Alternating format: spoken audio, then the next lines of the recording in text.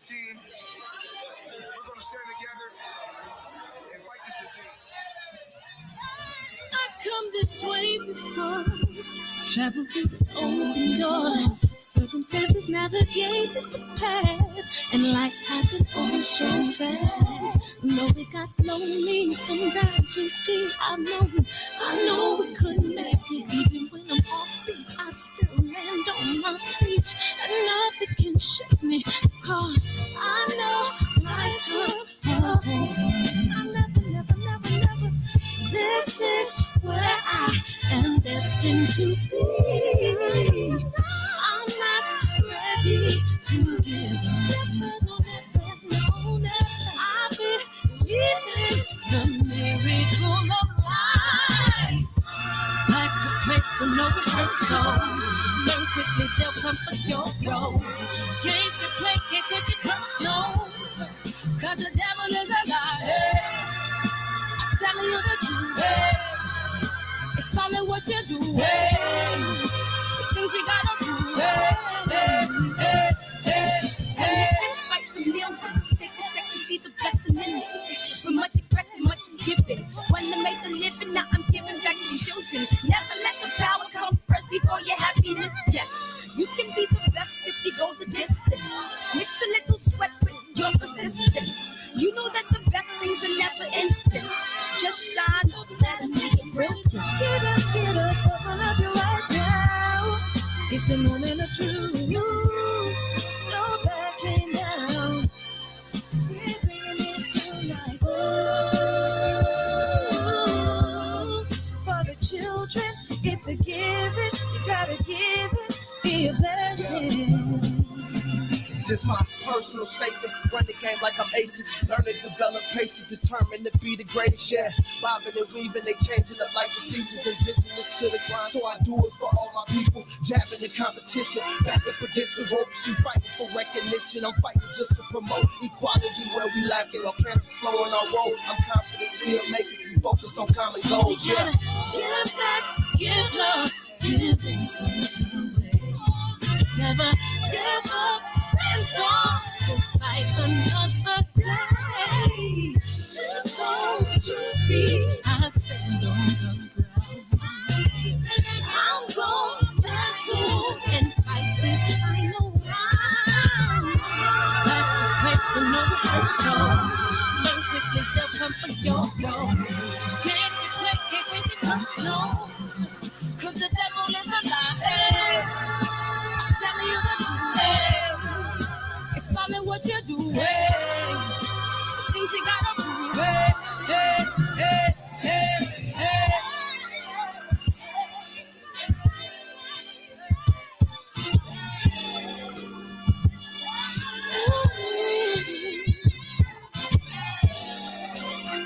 I'm gonna share all that I have and give to those in need.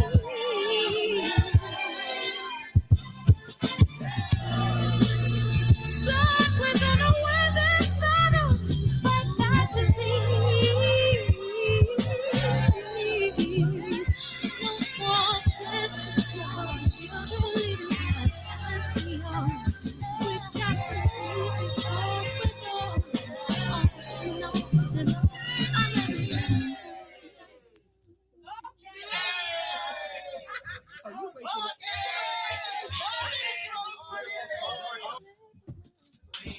Oh, we got in the building. Love is the word. Hey, best movies I ever loved. Loved it. Yeah. What up? Love is the word. DB, what's up? Don't forget to subscribe to DB. And if you want to watch 9 Wives, man, I suggest you click that link, man. Click that link, man. What up, JP? But we gonna call him JQ. Love is the word. Who else? Lincoln's in the house. I love you, King. Have a good night. Okay, you took a boat chart already? Huh? All right, give me a kiss. Love you. All right. Close my... Where's Kennedy? She sleep? Okay, love you. I come this box fans. What's up, KJ, Kevin? Hey, All About Nothing podcast. We getting close. Are we inside of 2 weeks? Are we inside of 2 weeks? M Square. Love is the word, man. OGE, DB, DJ Dean. What's up? What's up? Big Texas, aka S Dot, man. What's up, man? Xavier, man. S Dot, man. I love saying S Dot, man. What's up, S Dot? Appreciate you, man. Hey, money in the ghetto. Chris H, what's up? KJ, Mike 202, what's up? The boxing section, what's up? What's up? Don Juan DeMarco, Mr. Blue, 10 Talk Podcast, Asia Mav, Victor, everybody in the building. I appreciate you. And don't forget to click the link. Click both links, by the way. Last time, y'all, because the devil is a lie. Hey, man, I'm telling you the truth. Hey, it's all in what you do. Hey, last time, y'all. Let's sing this together. Hey, hey, hey, hey, hey. Barbershop conversation, man. Don't forget to click both links, man. I appreciate y'all coming in here tonight. Woo, we got a hot button tonight, man. We got a hot button tonight, man. And before we get started, man, so I can say at the top of the show, so I had to combine 2 programs to release the film because we had some behind the scenes stuff. So there's a handful of people that have yet to receive the film. Please, please, please DM me, email me. I would gladly send you the film with your receipt. It's just that we had to combine 2 programs, and it is what it is, man. It's my first time releasing a film on this format. So typically I've worked with other people and stuff like that, but this is 100% me. So I'm ironing out the kinks, but the film is extraordinary. So feel free to do it like that, man. And we'll jump into the show, man. And man, what a hot button. What a hot button. What a hot button. What a hot button. And if you guys saw my video, it's 360 degrees corruption. 360 degrees corruption. And it is what it is, man. I'll wait a couple minutes because I don't want to.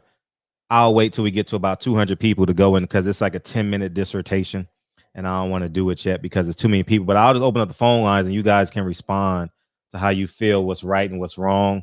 And then when we get the numbers up, I'll do. I'm blaming everybody. I'm blaming everybody. You know what I mean?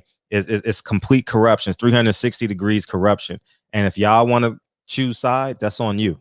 I personally don't care about how you do it personally. I'm just going to present the truth, and I'm not entertaining nothing outside of that. You know what I mean? So that's what it is. So send it to it's on the FHAW17 at Gmail, or just DM me. You can do it that way. You could DM me. See the IG at Silent Heroes. Feel free to DM me and you'll be good, or email me at FHAW17 at gmail.com. FHAW17 at gmail.com. And we'll go from there. I personally don't give a fuck about no man in the suit in boxing. They've been robbing us, ripping us off for years. And I'm just fed up with it. You know, I was thinking Deontay Wilder might be the last fight I go to. I'm tired of pouring money into this shit, man. You know what I mean? It's they have no respect. They have no respect for the fans. None. Zero. They're going to do it their way. And that's it. They're going to do it their way. And that's the only way they're going to do it. And until we get some cojones, until we get some nuts and stop choosing sides and protect our wallets and our interests as a whole, as a fans, then that's when it's going to change. And that's it. So until we get to that point, fans just keep on choosing that side of the street, this side of the street, and racism will be rampant. You know what I mean? And that's where it's going to be. What's up, 808? What's up? What's up? Hey, Miss T, how you feeling? I'm good. I know y'all seen that travesty on Saturday. Uh-huh. I was like, oh my God. I was going to make a video, but I couldn't make a video because I was in my feelings. Uh-huh. I was really in my feelings.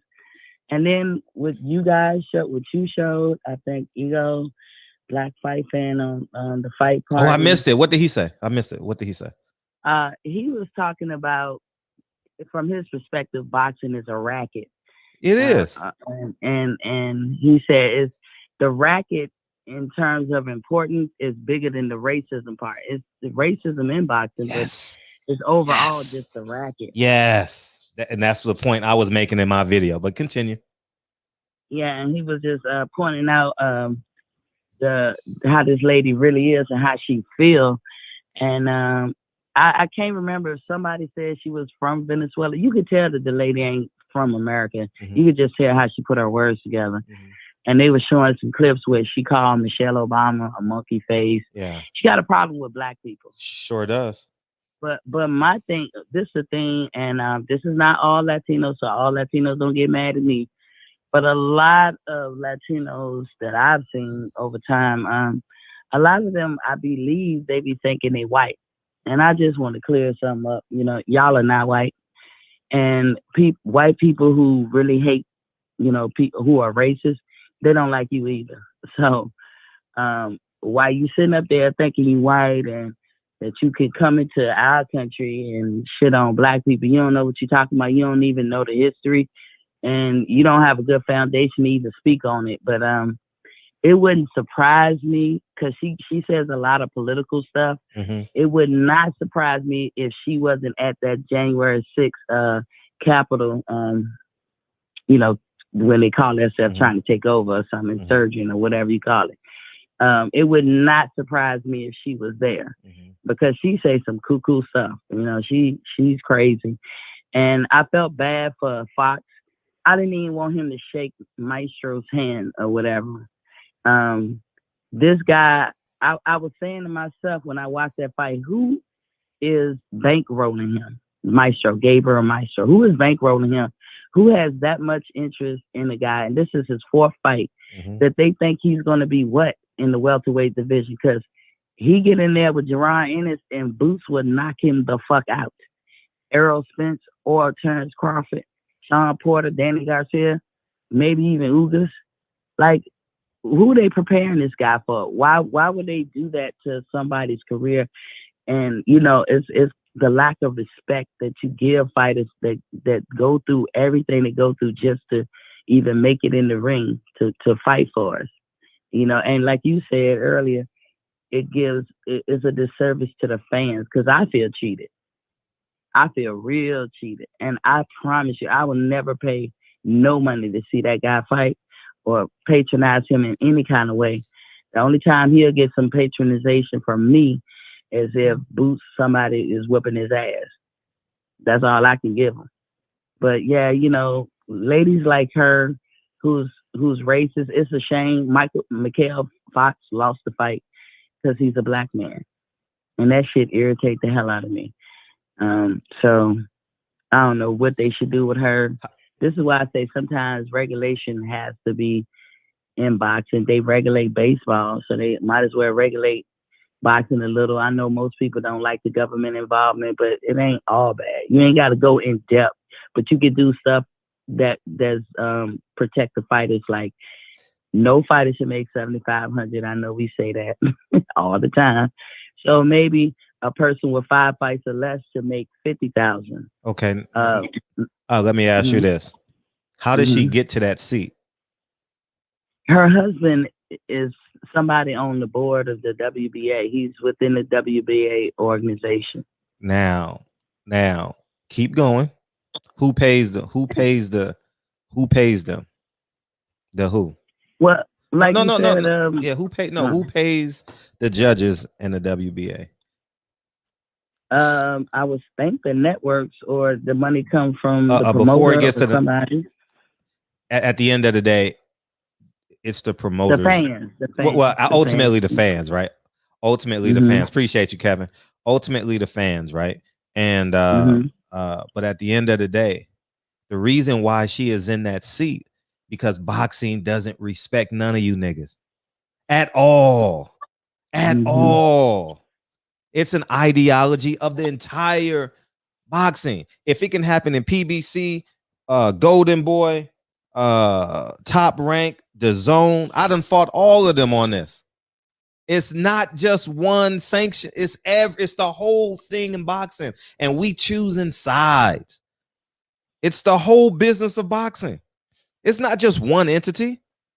It's not. It's the whole business. That's why Black fighters, if you knock a person out, they don't respect you. If you box them to death, they don't respect you. If you're calm and poised and respectful, they don't want it. If you're boisterous, they don't respect you. So at the end of the day, I'm telling y'all can choose sides if you want to. I'm gonna have fun tonight, and I'm gonna tell y'all the truth, and y'all can do what you want with it. And then I'm gonna go run my 3 or 4 miles and go to bed. But I'm just going to, y'all can do what you want with it. Y'all can keep on choosing sides and do what you want. And I'm just going to give y'all the information tonight. And go ahead, Miss T. So do you think that, well, first of all, we need to tell all black fighters, you can't leave it up to the judges no more. You got to be going in there and knocking folks out. But do you think that they should pay a fighter who has 5 fights or less at a minimum $50,000? And maybe 6 fighters and up at a minimum 100,000. I think is what you negotiate. It's no control. So how can you? I know they don't do it, but I think it should be regulated that way. I mean, to protect the fighter. I would say no. I genuinely would say no, because it's a free market. I believe in free enterprise. So I believe in, if you put the work in, you get the return. I believe that is free market because it still come out the budget. No, right? no, that's a control. No, you're telling a person how much they can make. I don't want no one telling me how much I can make.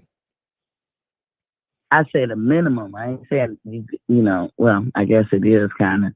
I just think, because think about it, after they get out that ring, they going through the same shit that a top tier fighter is going through. They getting in the ring, they getting beat up, or they giving the ass whooping. Either way, is wear and tear on the body. Mm-hmm. When you come home, you got to pay your bills.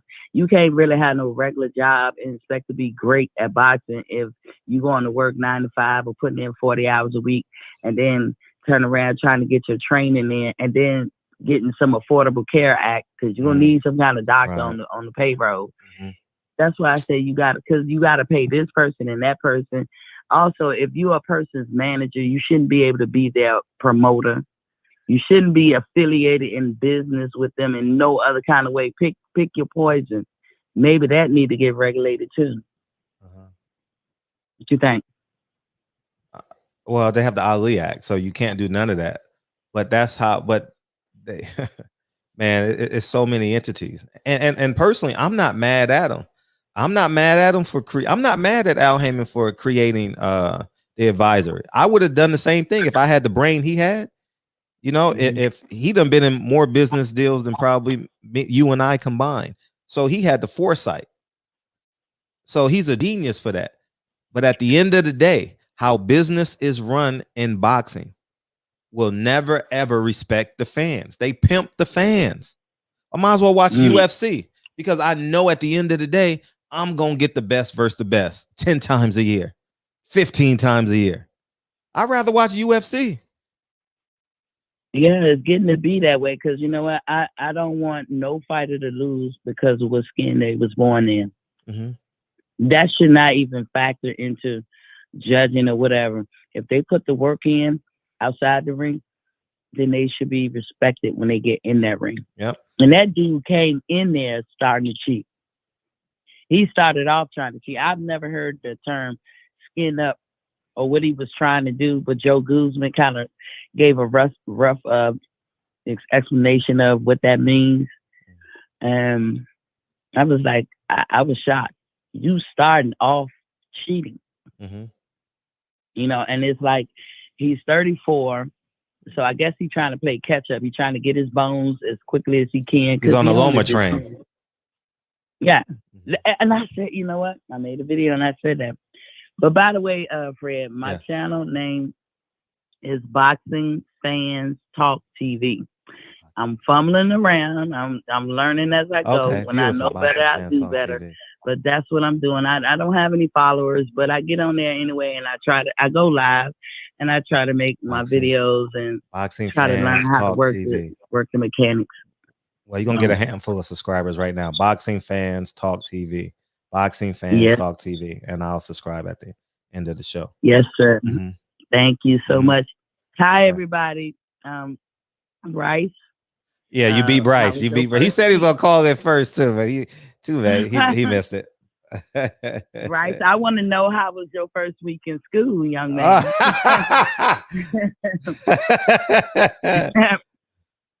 All right, Fred. I ain't gonna hold you. I know people ready to chime in. All right. Bye bye.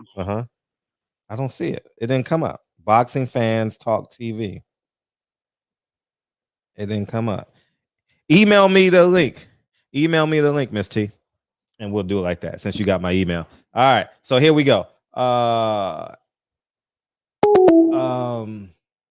Yeah, man. I'm in agreement with y'all as it pertains to the WBA, and whatever happens to her, it should happen. She should never be able to have a fight. But do you think that other judges were following her? If her husband is the president of the WBA or some type of entity, I don't know what his role is. Do you think he read her tweets? And who are they friends with? And then who are they friends with? Don't stop. Don't stop. Don't stop till you get to the root of it. Y'all don't want to get to the root of it. Y'all just want to keep it there. Blame it on the WBA. They got to get paid by somebody. And that's the bottom line, man. The fight was fixed before the fight even started, y'all. Simply put, it's and that's what we got to accept. Y'all don't want to accept that. And I want y'all to do some homework because yeah, her channel didn't come up either. I just looked for it. I want y'all to do homework because I just did a 30-minute video on it earlier, and I'm gonna use that as a reference point. But I'm gonna pull up. If somebody want to beam in, because I can do all that while someone beams in. That'll be great. All right. And oh, it's still up. Oh, great. Now let me just read this to y'all. Oh, that's invite. That's share. I still have it up from earlier today. I have.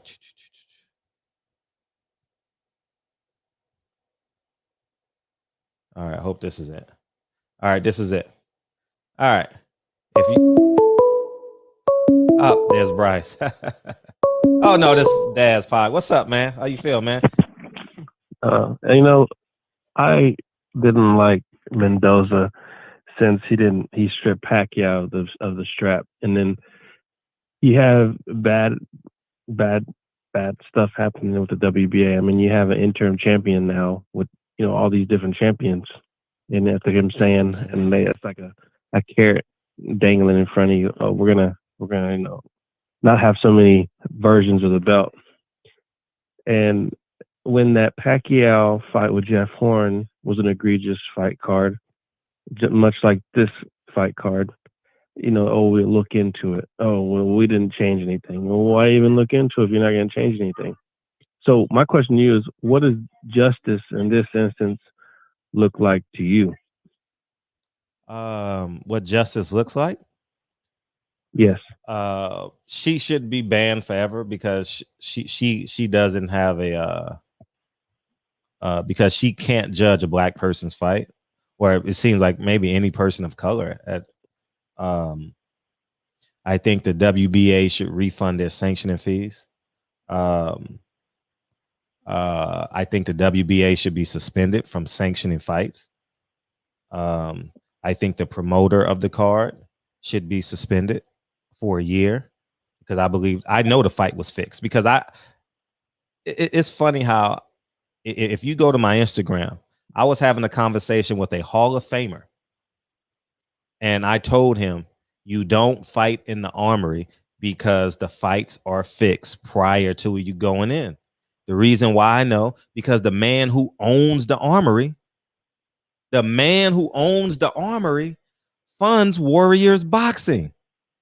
Warriors Boxing is Louis the Cool. I'm going to get into all that, but you can't. How are you going to beat him when he owns the fighter and he owns the arena? How are you going to win? Explain That's that. True. Explain that to me. Agree. You can't win. And I was talking to this Hall of Famer in the DM. He'll forever remain nameless. And that's the problem. That's the problem we have. Because here's the catch. Who's paying for the site fee? Who pays the site fee? Is it the promoter? Basically the promoter, right? So it's Tom Brown paying the site fee. Where does Tom Brown get their money from? The network? No, it gets money from Al. Al gets the money from the network. So it's a big racket. It's a big racket going on. And they're keeping everyone in business. They're keeping hope y'all read what I and connect the names. Ned Abdul, Luis DeCoupas, Leon Margolis. Connect all these people. And you're gonna get the answers.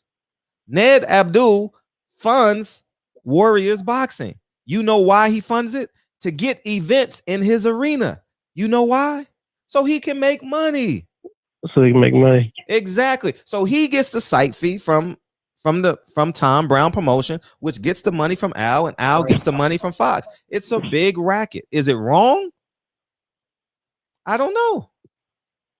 You guys decide if it's wrong was her judging, and I think you're right. She shouldn't be able to call another judge another fight again, especially something as egregious as some of the shit she said. Yeah, I'm gonna leave this up, and you guys Google every name you guys see in this on the screen. Google every name. Google every name. And this isn't gonna stop you from going to the Pacquiao fight, because that's a big fight. Yeah, but I mean, the Wilder fight may be the last fight I go to, man. I'm kind of burnt out on this. I'm being honest. Like, this is man gets robbed.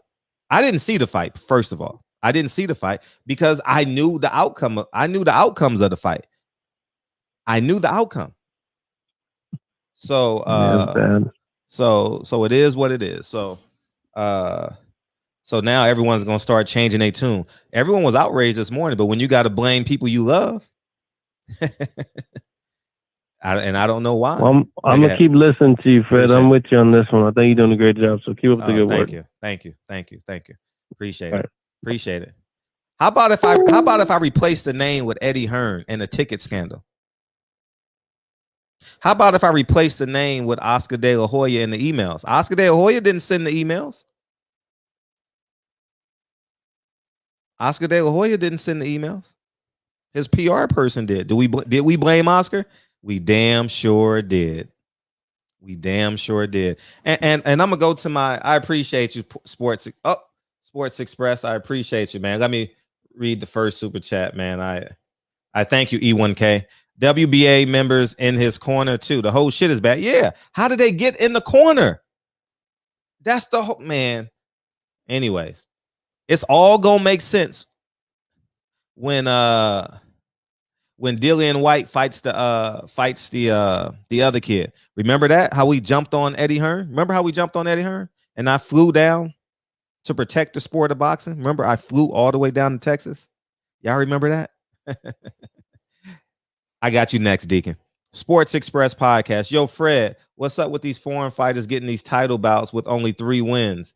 And David Morale, 4 wins. Devin Haney had to get 20 wins and fight different competition. Who are both those fighters promoted by? Where did they win the WBA title? They both promoted by who? Warriors Boxing, funded by who? Ned Abdul. Where did they win those titles? In the Armory. That's it.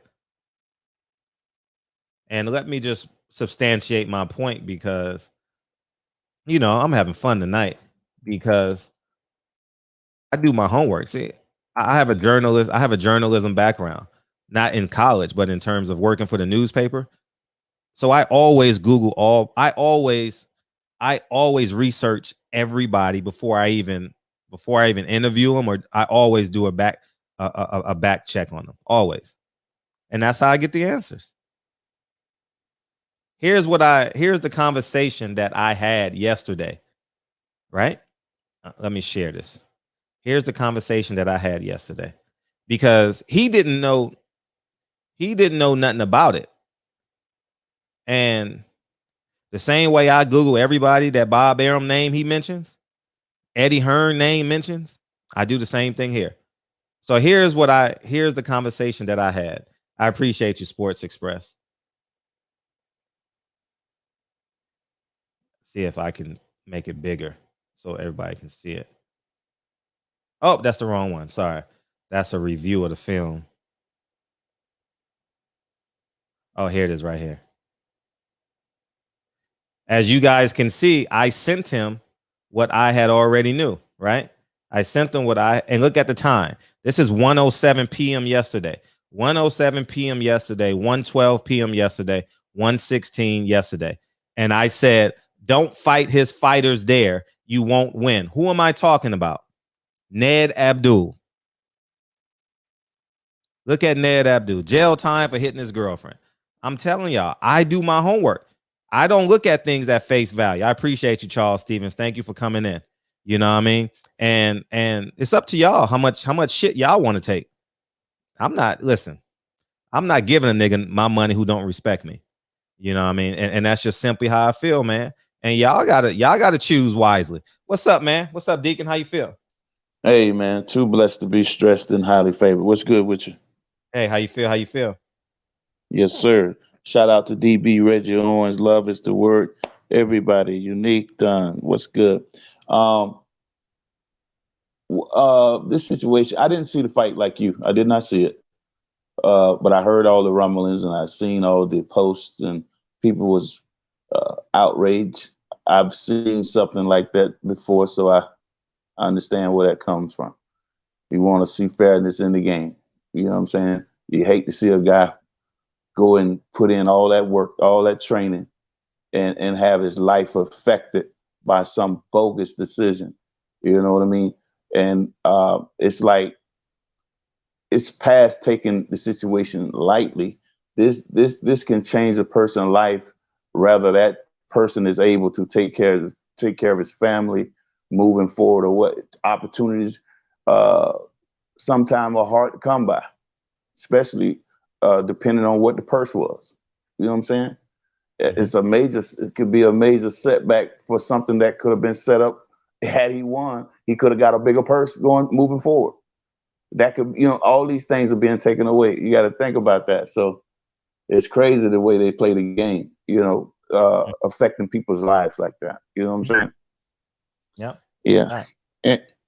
And I want to ask you about Devin Haney and what's the kid name that's been calling him out, calling him a B and all that stuff. I really want Devin to get in the ring with this young man. I really do. What you think about that? You talking about Rolling? I mean, that's a Floyd question, man. I mean, that fight should be easy to make, right? He's another WBA champion. Right. It's crazy, man. Oh man. See, Deacon, they not gonna say PBC is in bed with the WBA. Nobody's gonna say that. You know what they're gonna say? Bob Arum is in bed with the WBO, which is true.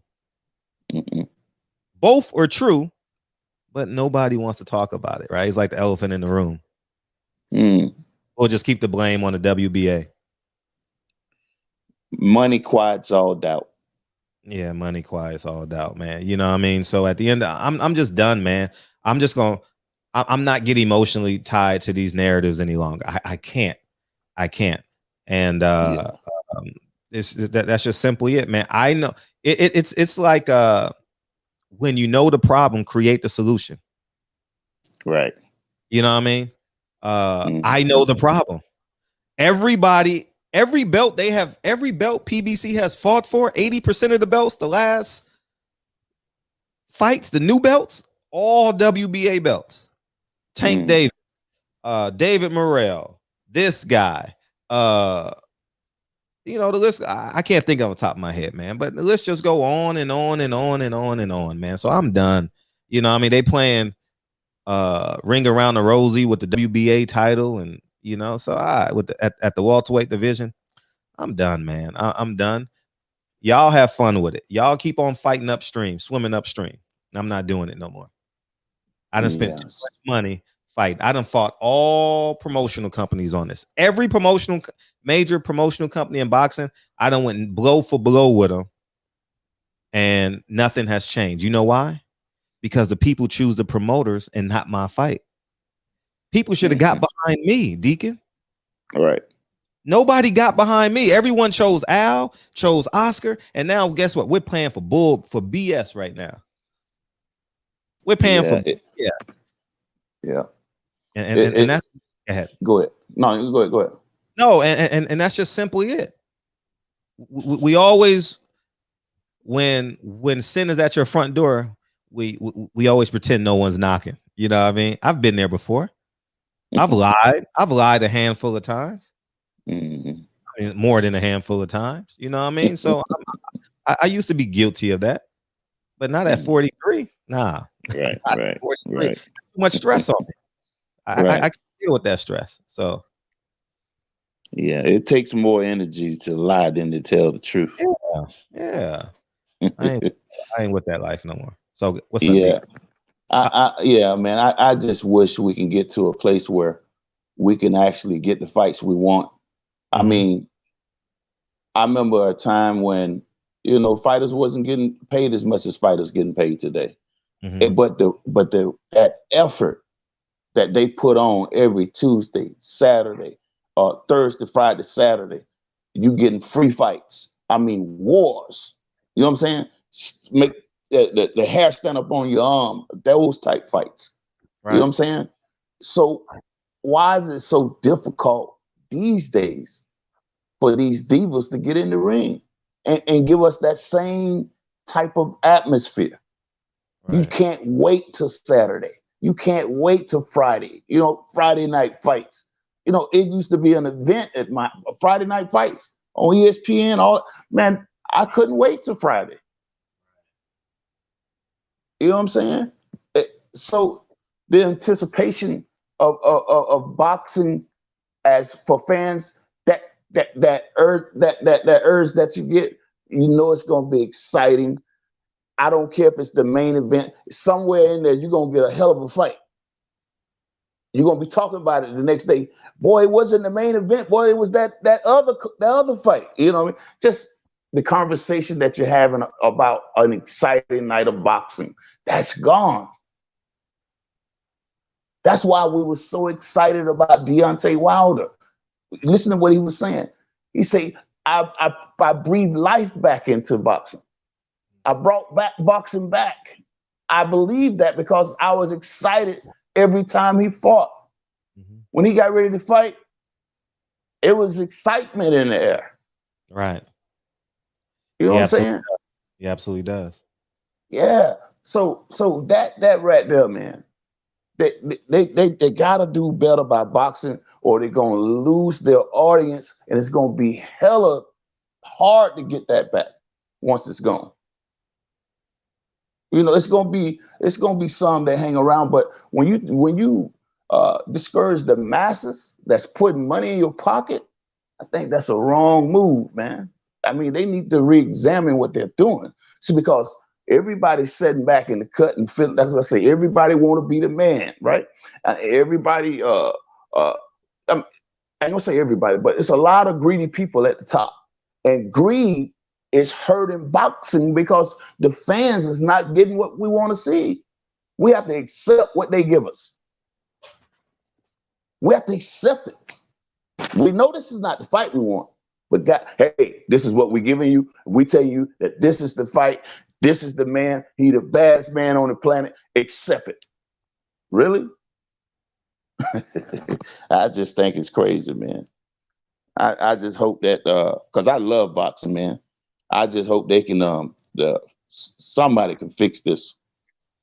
And another thing, I do believe that boxers should have some type of, once they retire from the game, it should be some money and health insurance. All these things should be in place for fighters, the ones who didn't make it to the top to make millions, but they fought their ass off. They may have 17 losses and such wins, right? They don't have a stellar record, but their body is shot from the fight game.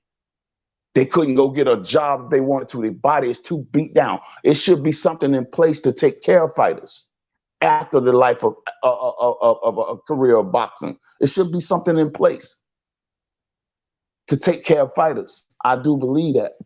And, because it's a sad tale, man. When you see some fighters that you know and loved, and see the current condition that they're living in, some of them will blow your mind. You're like, damn, what happened to all the money? What happened to all, things wasn't in place.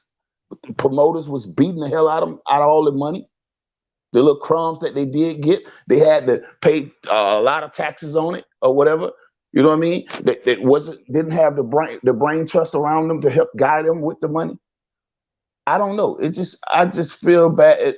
What is it? Patrick Day had young man had to, what it was, a GoFundMe or something to raise money to bury this young man. What kind of sad shit is that? Yeah, we donated. Yeah. Yeah. I mean, boxing should take care of the fighters. All the money that these fighters make in this game for the people's behind the scene, y'all can't take care of the fighters.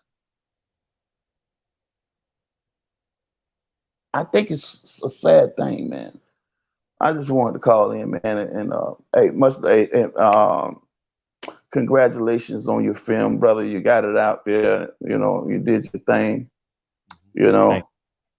Yeah, I would love to have a private conversation with you about it whenever we can get a chance to do that. Some things are not for the listening audience. I would just like to talk to you. But you did a great job. I mean, those cameras, everything. You got some expensive equipment, but it is showed on screen. It looked very professional. Yeah, you could tell some money was spent in that. You better tell them, Deacon. Not the money, but I treat it like a Hollywood film, right? That's the way y'all want it. Y'all like to be compared to Hollywood film, So I mean, I ain't playing. Name is on. My son and daughter's name is on this. They're producers on the project. Yeah, man. Yeah, you can tell that you did your thing with it. And again, I would love to have a conversation with you behind the scenes. Maybe it will be helpful to you. You know what I'm saying? Maybe not. As your brother, you would want me to talk with you straight up. You know what I'm saying? It was a great thing, right? But it's some things that I want to talk to you about. You know what I'm saying? Whenever you get time, call my phone. We'll talk about it. Mm-hmm. You know what I'm saying? And moving forward, I think it'll be on that next level. Yeah. Yes, sir. Hey, man. What happened? Your phone died. Your phone just died. You pulled the cord out the wall, man. Yeah, you pulled the cord out the wall. No. I'm here. I'm here. All right, go ahead. What happened was I messed around and hit mute.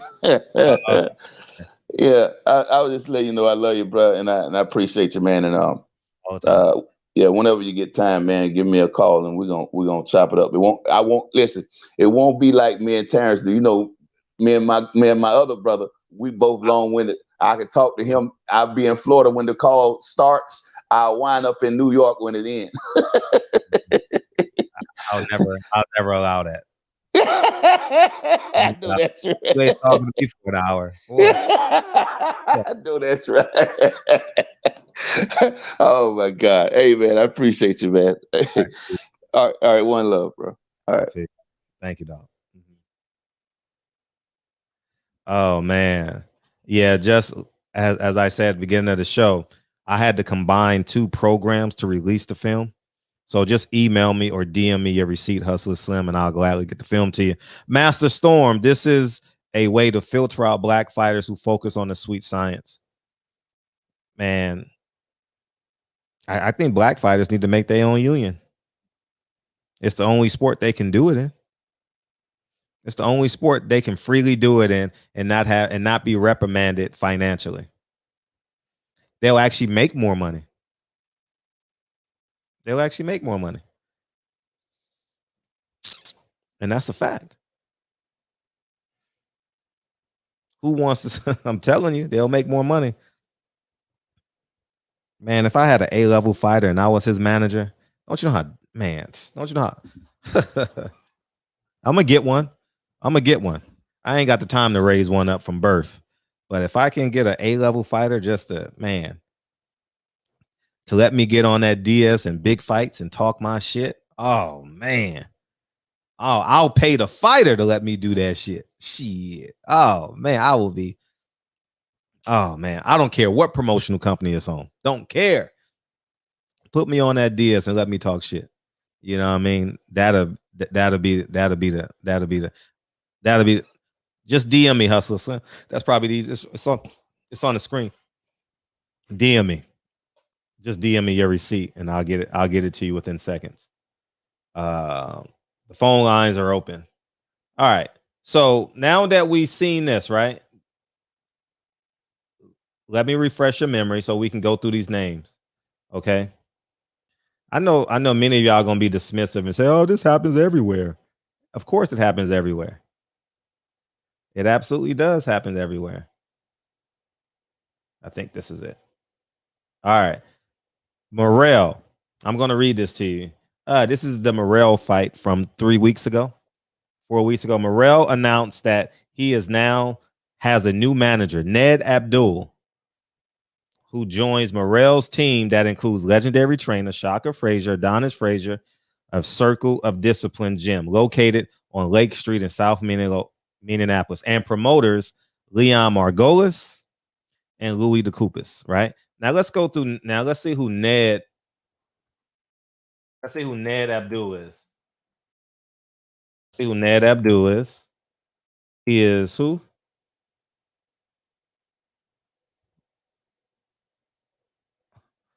Ned Abdul. Here it is right here. Ned Abdul, the man who's betting on Minneapolis Armory. He bought the Armory for, let's see if I can find it really, really quick. He bought it for $6 million, basically. He made the Hajj. He made the pilgrimage too to Mecca. He got the Hajj on his name.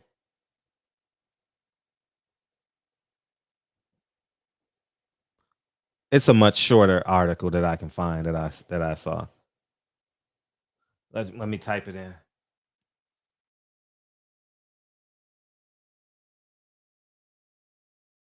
Ned Abdul buys, here it is right here. Ned Abdul's by Minneapolis Armory Plans Entertainment Center.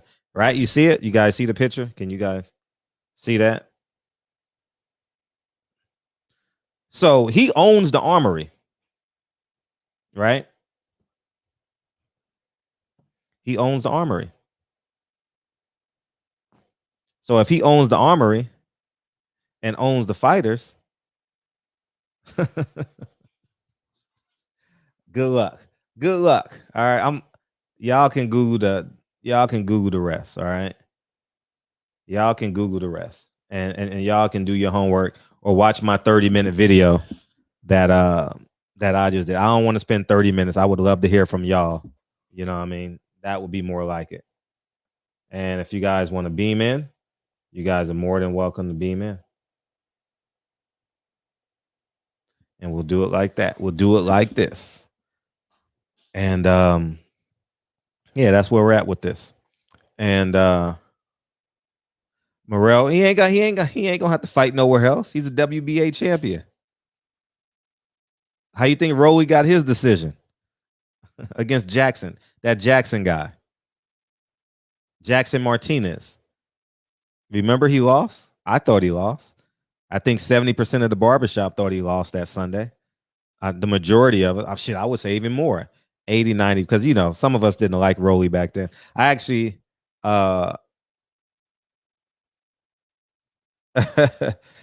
L-Dub said, Fred, Warriors Boxing just signed 3 Cuban fighters and they all ranked in WBA with less than 5 fights. I wonder who's back. I wonder whose money is backing them. Marinez, excuse me. I mean, this is a racket, man. This is a big ass racket. And it's bigger than Nino Brown. It's bigger than me. So I'm about to exclude myself. I'm literally about to exclude myself. I'm about to exit stage left. You understand what I'm saying? I have no desire. I'm just going to spill the truth out. I have no reason to confront anybody as it pertains to this. And it is what it is. I'm done. I'm retired from confronting the truth, because y'all, we ain't gonna fight. We just gonna like the video and maybe put a comment. we still gonna put our money in the sport. You know what I mean? So I'm not. And let me send this thing out.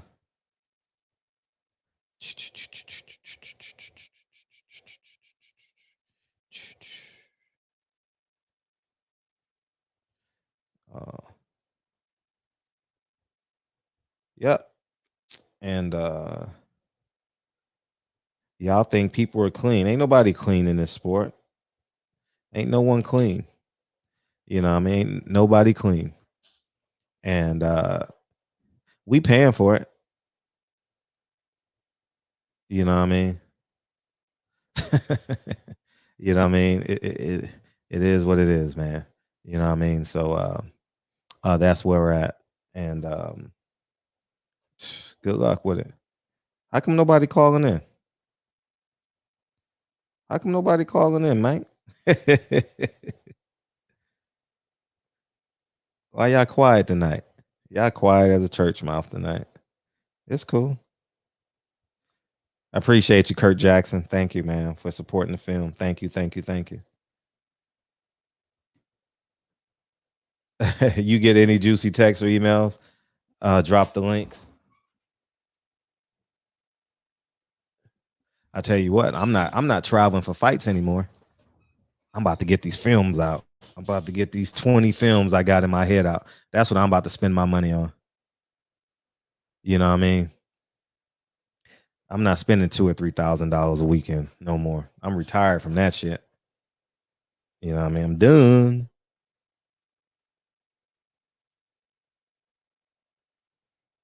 Yeah. So that's what it is.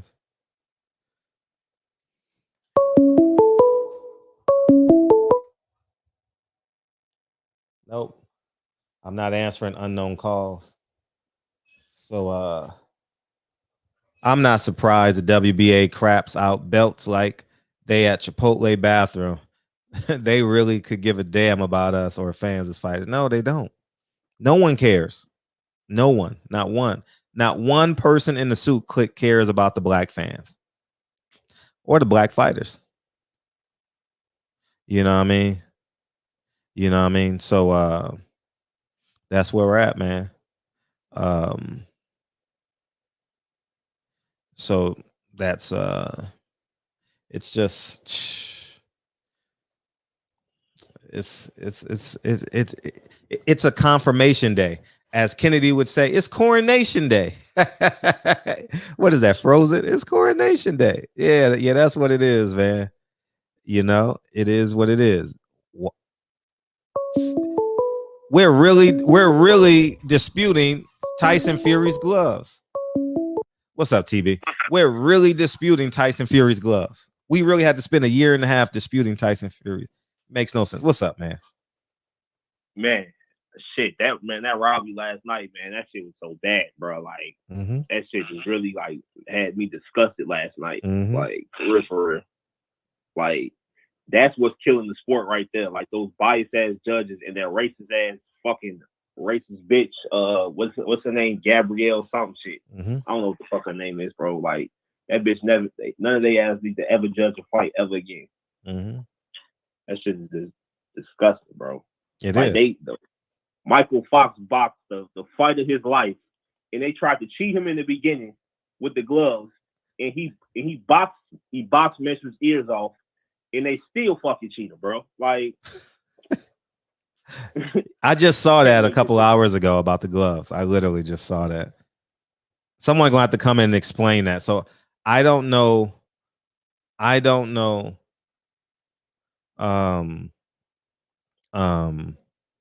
Someone's gonna have to explain that to me about the glove situation. You know, a fighter or a trainer. Explain to me how that glove, the way they do it, helps the fighter.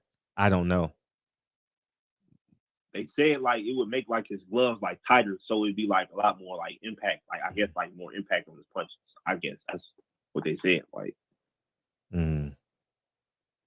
yeah. But I want to see how they're laced. You know what I mean? So I'm gonna ask someone in the gym tomorrow. Hey, TB, you get your 450 back? Oh no, I ain't getting that shit. I blocked another. I ain't worried about it no more. Okay. Yeah. That's how Marky Dad. Appreciate you, man.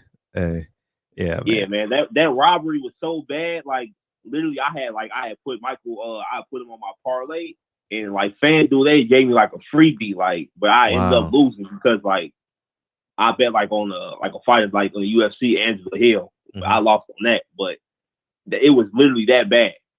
Wow, really? For real. I saw you DM'd it to me. Yeah. So man, I think we need to boycott the WBA. Like I don't want to see that. We need to start pushing the IBO and the IBA. It's all a racket. It's all a racket. It ain't gonna change until we do.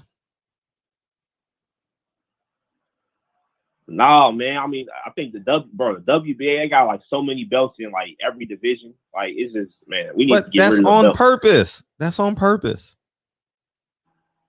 That's on purpose. That's the way it's designed. That's how they're staying in business. If the fight, if it was too many belts in boxing, they wouldn't sanction the fights. They got to get paid. These fighters don't have the money to be sanctioning fights. You know why? The networks want championship fights. So who's complicit? The person paying and the person receiving.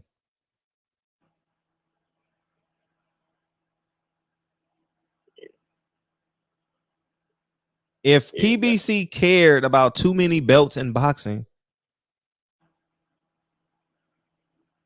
they wouldn't pay for the sanction fees.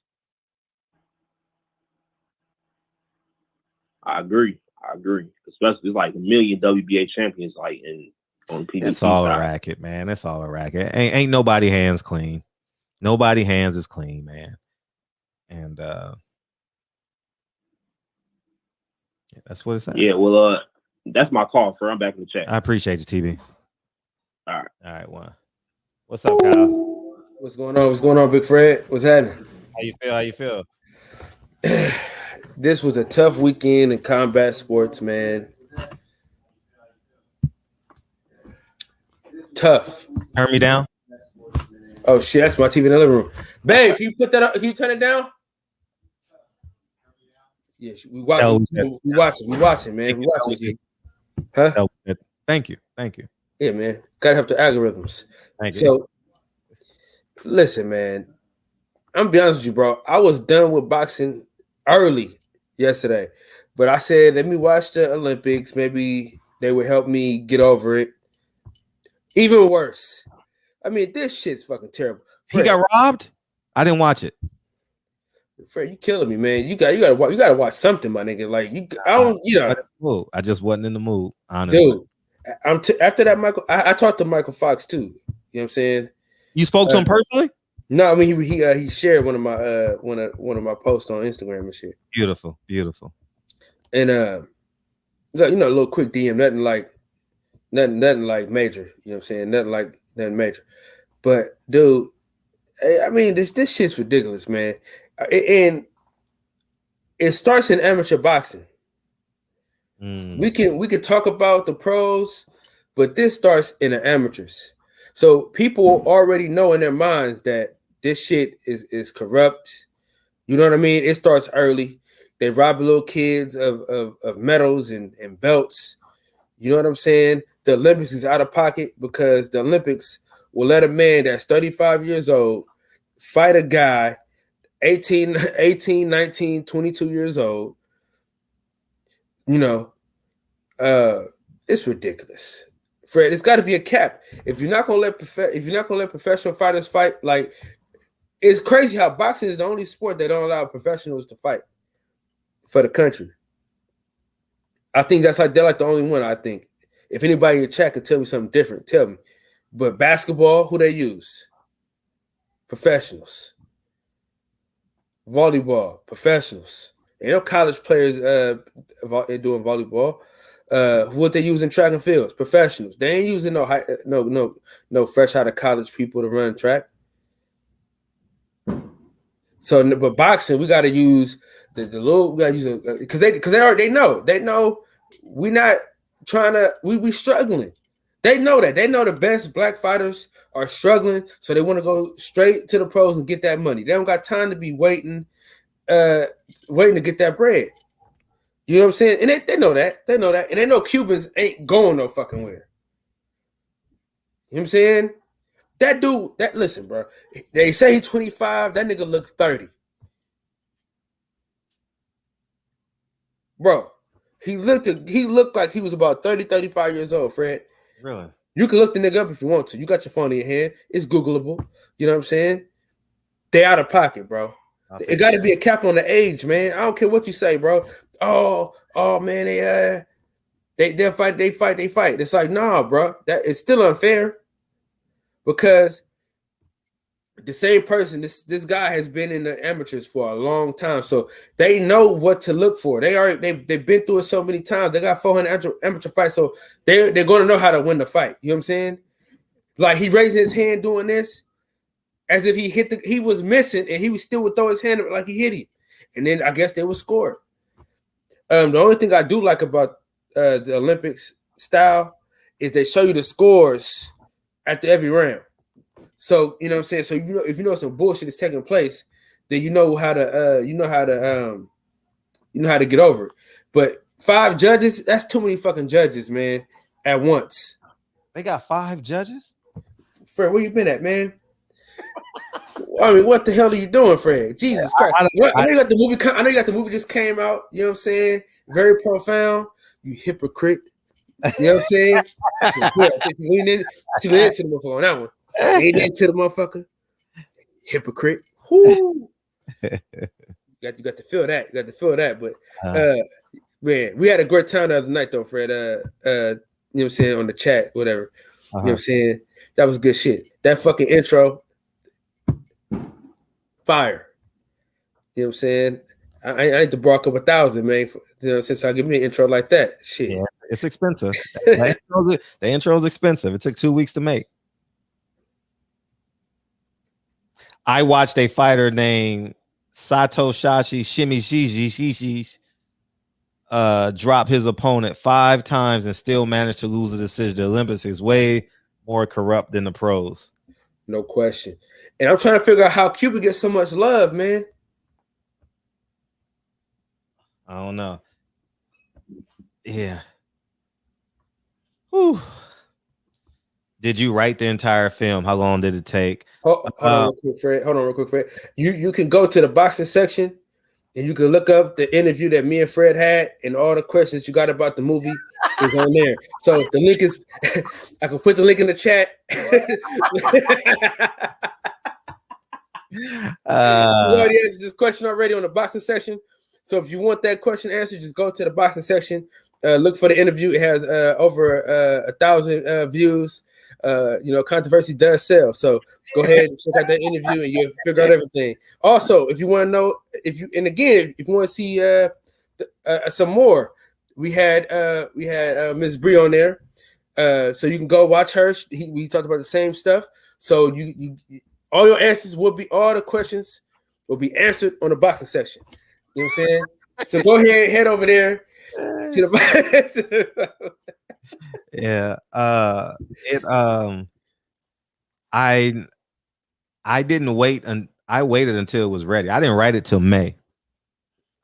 So it took me about 4 months to write it, but in my head though, like it was like an energy thing, and I spit it out, and then I came back the next week, and I waited till I was inspired to write. You know, I never sat at a table for hours and wrote it. You know what I mean? And I just wrote it, and it came out, and then I did the edits after we rehearsed and did what we did. We added some edits to it, and then that was it. So I would say to write it, it probably took about 3 hours to actually sit down and write it. You know what I mean? It's a very powerful film, man. It's we gonna win so many awards with this film. And yeah. If Brandon Washington would have seen the movie, Mhm. he would have understood that she wasn't even in Muslim clothes. Well, don't ruin it. He ain't got it. No, I was just saying. I was just because because if y'all go back and watch the interview on my channel, y'all will know why I brought that up. So go ahead. Ain't no shameless plugs, man. You family. I'm not mad at you for promoting your film. Shit. I mean, promoting your channel. Shit. All y'all promote your channels, man. Why not? Listen, you're not gonna spend 3 hours with me every night. The least you could do is promote your stuff, man.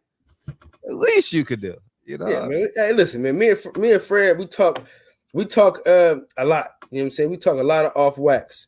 You know what I'm saying? Shit, we had what was that? Like a 30-minute, almost an hour conversation the other day. It wasn't an hour, but it was, yeah. But I get what you're saying, though. Yeah, it sounds good. It was 2 hours. No, it's about a good 30 minutes, though. You interrupted my movie with my kids on a Friday night, man. Hold on, bro. I was in the middle of watching your movie when you called me, bro. I called you. Said, dog. I said, hey, dog. Yeah, that shit was good, though, man. Listen, that was the only good thing about this weekend as it pertains to boxing. Right. You know what I'm saying? In the community of boxing, because UFC was, oh man, my boy Derek Lewis, the man didn't even show up. He didn't even want to fight that guy. Yeah, he got that top of the mountain syndrome. How you can't be top of the mountain? You ain't won the belt yet. I mean, he looked bad, man. He looked bad. But he don't train though, right? He's the guy that don't train, right? DB, he can tell you better than me. Okay. I just know it was sad to watch.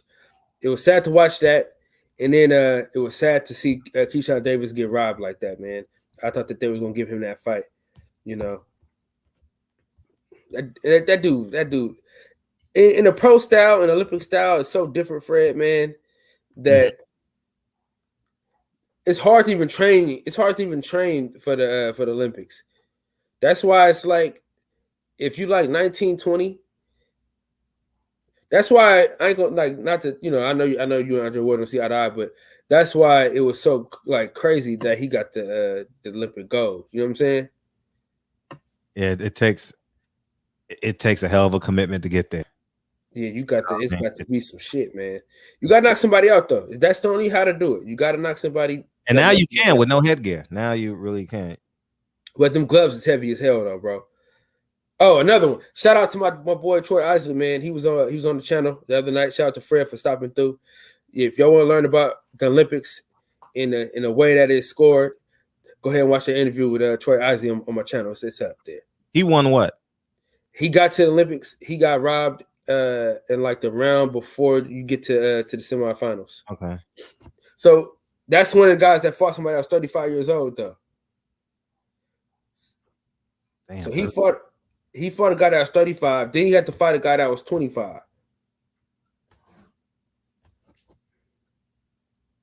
Box Fans Talk TV. That's how you find me. Box Fans. Let's all do this together. How about we do that, Kyle? Yeah, man. Yeah. Let's do everybody. We're gonna take a time out right now. And matter of fact, we're gonna do this for all y'all because we love each other.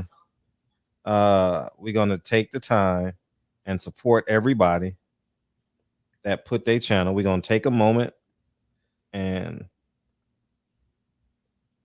found you. I'm number 7. I'm number 8.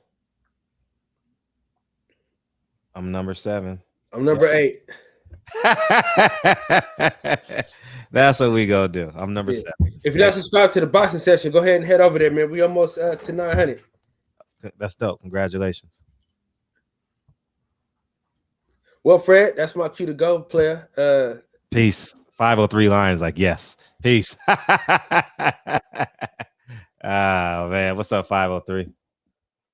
Frederico, what's going on with it, my boy? Oh, how you feeling? Oh man, I'm feeling real good, man. Congratulations on the movie, bro. Thank you, dog. Hey, man, it was the intro for me, man. I feel like I was watching Godfather of Harlem or something. Goddamn. Yo, man. I watched it though, man. It was a real good movie, man. You had a good leading actress. You know what I'm saying? And I like the fact that you did that, bro. Thank you. You know what I'm saying? With the with the black queens and stuff, man. You did your thing, man. I can't wait to see what you got next in store for us, bro.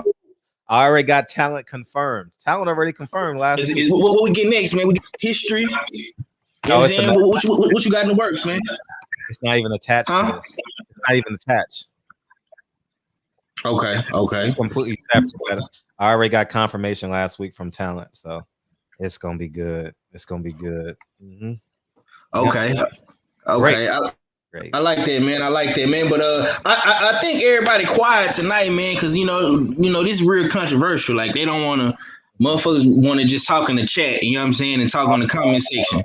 You know what I'm saying? They don't really want to voice their opinion, man. But this shit right here, though, man. I mean, like you say, man, the business of boxing, man, is corrupt, bro. Like we gotta start. You know what I'm saying? Putting our foot down, man, and keeping our money in our pockets. You know what I'm saying? And that's the only way they're gonna respect us. And I think, me personally, what you saying like is right, man. You got to start focusing on other stuff. Everybody still want to support boxing and buy tickets and pay-per-views and stuff like that. I told myself, man, I'm only supporting what I like, man. Like dudes like Earl Spence, Wilder. You know what I'm saying? Probably some of the Charlo fights. I'm not gonna support every Charlo fight, but you just gotta rock with who rock with you. And right now, man, boxing ain't really fucking with us, man. They pointing the middle finger to us, man, and they definitely did it last night, man, with that fucking scorecard, bro. They fucking that man life up. You know what I'm saying? Because he took the fight on 2 weeks' notice, Fred. You know what I'm saying? He really didn't even have a good training camp. And he still came in there and beat that boy from pillar to post. And they robbed him. So that's a problem, man. And like you say, man, you can't respect the suits in boxing because they don't respect you, man. You know what I'm saying? All they want is your money. And it's sad that you, out of all people, is being blackballed. You know what I'm saying? For all the stuff that you do. Like, see, people scared of you, Fred, because you tell the truth. You unapologetically yourself. You know what I'm saying? And you speak your mind. So when motherfuckers come over here, they know they're going to get the truth. They're going to get they feathers ruffled a little bit. That you're going to shake the room up. You're going to have Drew Titan and DB come up in here and put a full court press on motherfuckers. They don't want that. You know what I'm saying? They want the softball, early setback questions and how much does this chain cost and, what type of car you're driving today and all that old bullshit. You know what I'm saying? Some shit we don't give two fucks about. You know what I'm saying? When you come over here to the shop, it's a whole different type of ball game. It's a full court press. You know what I'm saying? We picking motherfuckers up 90, 94 feet away from the goal. And we going to ride you the whole motherfucking ride. You're going to have to work for every, you know what I'm saying, bucket that you get. Right. You know what I'm saying? And that's how it is over here. So I'm not surprised that they blackballing you, bro. But that shit ain't never stopped you. Even when you got goddamn blackball from Golden Boy. You know what I'm saying? And PBC was doing all the fuck to you. You still here. You still doing great things for the people. Still doing giveaways and giving out free haircuts for the kids and teaching kids how to change oil and stuff, man. So that can't stop you, bro. They can't stop you, man, because you already made. You already know what you want to do. To me, people got to start putting their energy into positive things. Like use this boxing. All the brothers that got platforms and stuff use this.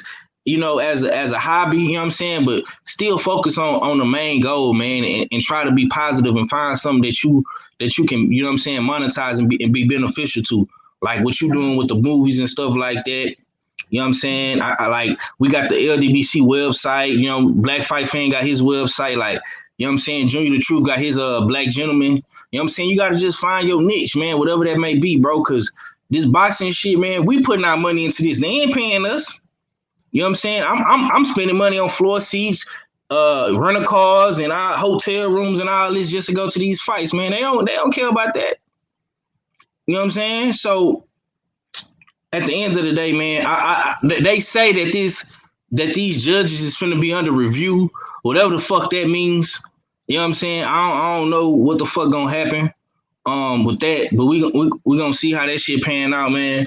Hopefully this chick, Miss Gloria, whatever the fuck her name is, she resign. Cause you know what I'm saying?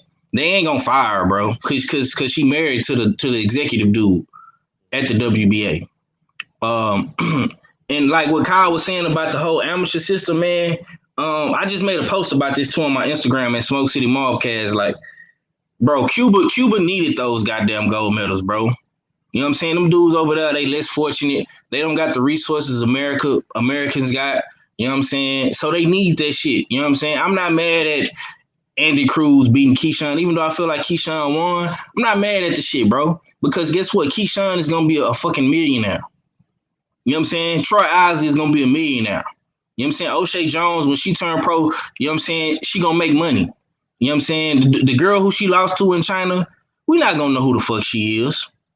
You know what I'm saying? This dude that beat fucking Troy, this Russian dude, this 35-year-old dude, he already pro. You know what I'm saying? We're not gonna remember him. The dude that beat Torres, the dude from Uzbekistan, he already got like 8 fights, bro. You know what I'm saying? So all of our Americans is gonna be successful. So I'm not mad that we didn't get gold, bro. It's not set up for us to win, Fred. You know what I'm saying? We got to go over and beyond to do that. You know what I'm saying? So I'm not mad that we didn't get gold. You know, even though I wanted us to, I'm not mad, bro. I wanted Duke and Keyshawn to win gold and Torres too.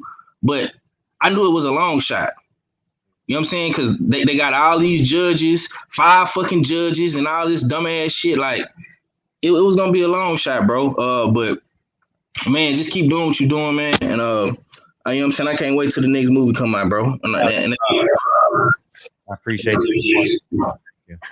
Already, man. Hey, y'all follow me too on YouTube, man. 503 Line, man. You know what I'm saying? Y'all subscribe to the channel. Appreciate it. Thank you.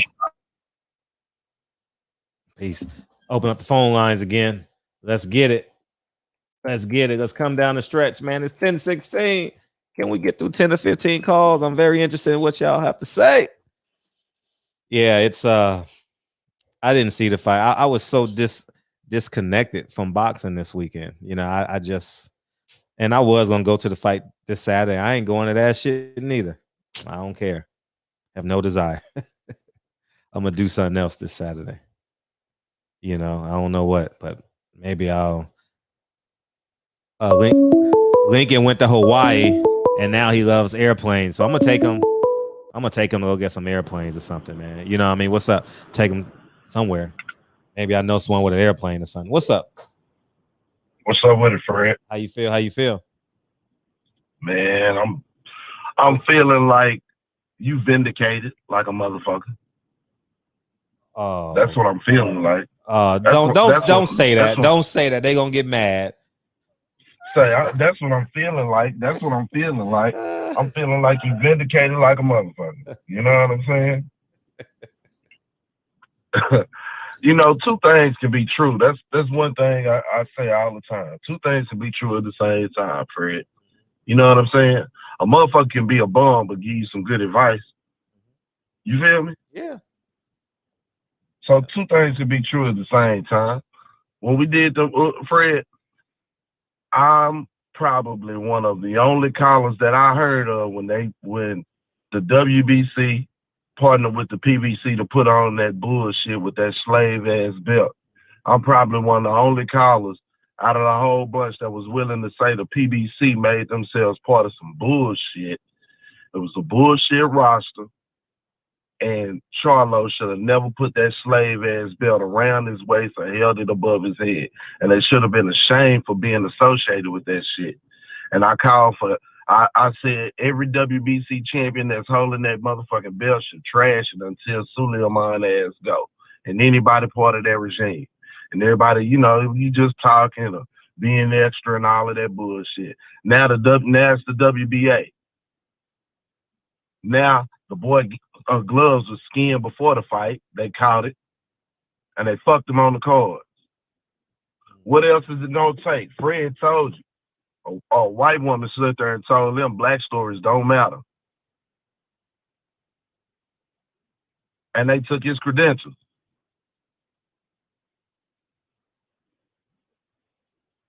I mean, you know, race don't matter. But when you was in that gym, Charlo, it mattered then. That's the first card you pull to protect yourself. So it's plain and obvious in our face. And at the end of the day, it's a lot to ask these boxers who are professionals in one realm to be thinkers outside of it in another. And so, you know, it's kind of like when one of your family members is successful, but they on the road to destruction. You know, a lot of your fake ass family members will what? They'll pat you on the back, be there to goddamn me when you cook out, when you show the new pool on the property and all of that, they right along with you. They just waiting for the shit to blow up, but they gonna enjoy the spoils. That's what's been going on in boxing forever. So yeah, I feel you, Presidential Mike. We talking about some shit that's been going on forever. But see, here's the thing though. These platforms provide us an opportunity to start change.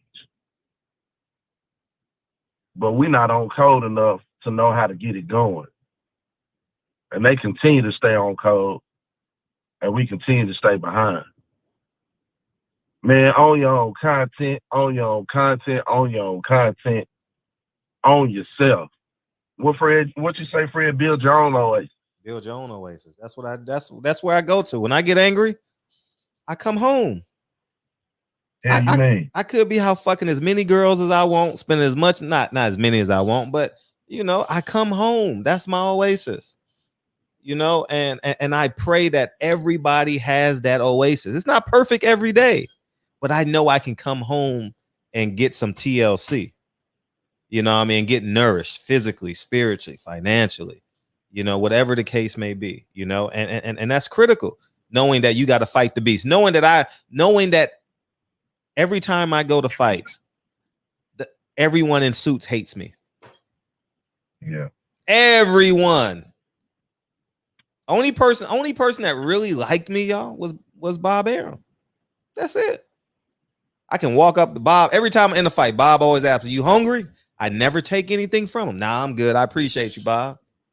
You need anything? Nah, I'm good, Bob. That's the only person. And Sam, forgive me. Sam is the greatest of all time. You know, Sam Watson and Bob Arum, the greatest. Yeah. Sam Watson's the greatest of all time, and that's it. You know, outside of that, nobody, no man in suit has ever. You know, Eddie Hearn's first words to me was like, "Man, you getting blackballed." I'm like, I don't give a fuck. I don't care. That was his first words to me. I'm like, okay, am I offended that I'm not a part of your group? Well, see, when you owned by somebody, yeah, exactly, then that shit matters. You feel what I'm saying? Right. Case in point, I'm talking to my girl's son. You know, he a little spoiled ass kid. He live in the country. And I'm telling him over the phone, you know, he's talking about, you know, reaching a certain age and going to work for Walmart. And I'm just sitting there shaking my motherfucking head. And I'm looking around, Fred, every time I go down there, and it's all kind of grass everywhere around. And the motherfucker say he can't cut grass. He got him and his partners hang out. And Fred, the man, you know, he could get $20 for the front, $20 for the back. Build his own little enterprise. He ain't thought twice about it, but he ready to go work for the man. You ready to go push carts for somebody. Right. You feel what I'm saying? Right. It's easier to build somebody else's dream. It's easier to accept lies. It's hard to accept the truth. Those of us who understand that, those of us who didn't have an opportunity or a chance to go around it, those of us who slept in the van and ate beans. You feel what I'm saying? Yeah. Those of us that caught city buses when they were 6 and 9 years old to get back and forth, going to school through the jungles, if you know what I'm talking about. Right. That's why we all in this same place, man, and that's why we all have this same love for boxing. That's what all brought us to this place. We all grinders, man. To be honest with you. We are. But I say this, Fred, this is why in everything, I mean, everything in America was built out this same corruption. Sport is just a byproduct of it. It's a microcosm of the macro. Yeah. And that's all it is. And I said it before and I say it again, and Fred, just like, you know, you made the point to bring it back up, man. You know, it's them using the images and the messages that they provided to separate us, them using it against us to generate money for themselves. And what Floyd did was recognize it. But not only did he take part in it, he shit on his own people while doing it. Now, I know I'm going to get a lot of shit for that, and I know you get a lot of shit for that. But I'm going to say it again. He used his blackness when he needed. And when we start paying attention to those people and start calling them out, and when the fighters start calling them out, and when the fighters start pulling themselves out of promotions, and when the fighters start building some shit for themselves, that's when the game will change. But that's a lot to ask of one man. But that's why I champion those Deontay Wilders, those Earl Smiths of the world that, you know, won't allow themselves to be pigeonholed, that won't allow themselves to be muffled, to be muzzled. But don't be fooled. At the end of the day, they signed the dotted line too. So they can only go so far. We got to find a solution, Fred. And we're going to have to do it together.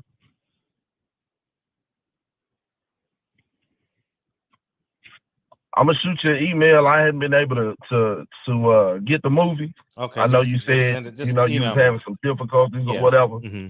Some people got it, some people don't. But that's why I said, please email me, DM me. I'll gladly get it to you.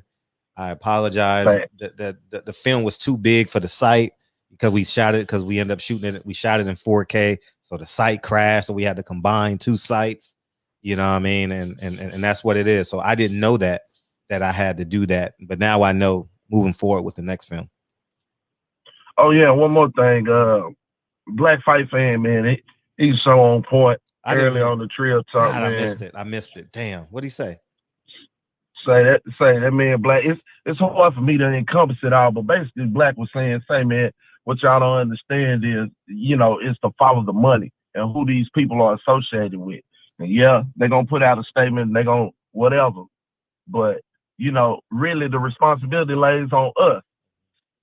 Because just, you know, the example he used, you know, back, let's say a generation ago or whatnot, we were the ones in the city, you know, working for the city with the sanitation jobs and things of that nature. You feel me? But, you know, Black, he'll touch on the racial aspect a little more. He said, but, you know, Marisol and Juan and Veronica and them, you know, they move in and they on code. They start working to weed our ass out. And we pacified to already, you know, be conditioned to be okay with a lot of shit. And we open the door for them motherfuckers to take opportunities.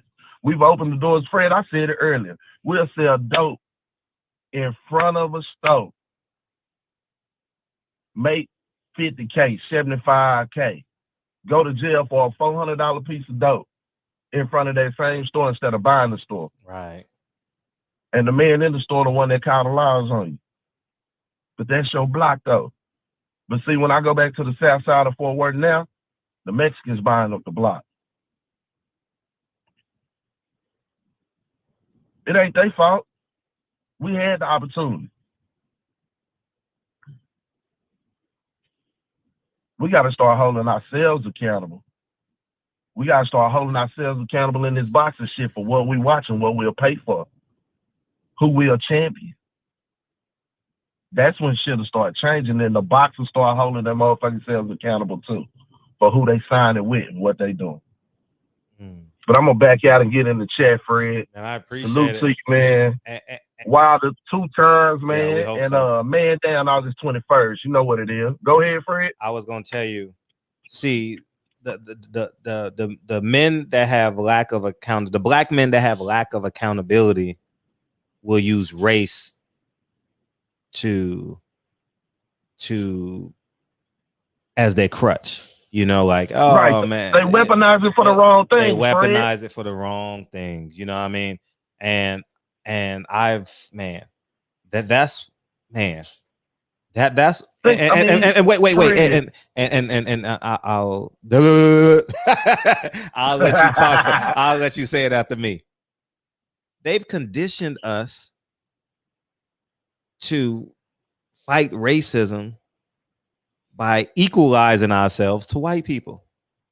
You damn right. That's not the solution. The solution is black man. You're accountable to me, and I'm accountable to you.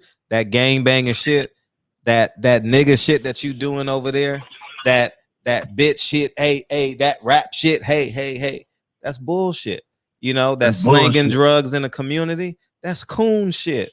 That's deaf shit. But we can't hold him accountable because we've been bamboozled to believe that we can't hold a black. We think being critical of a black man is coon shit.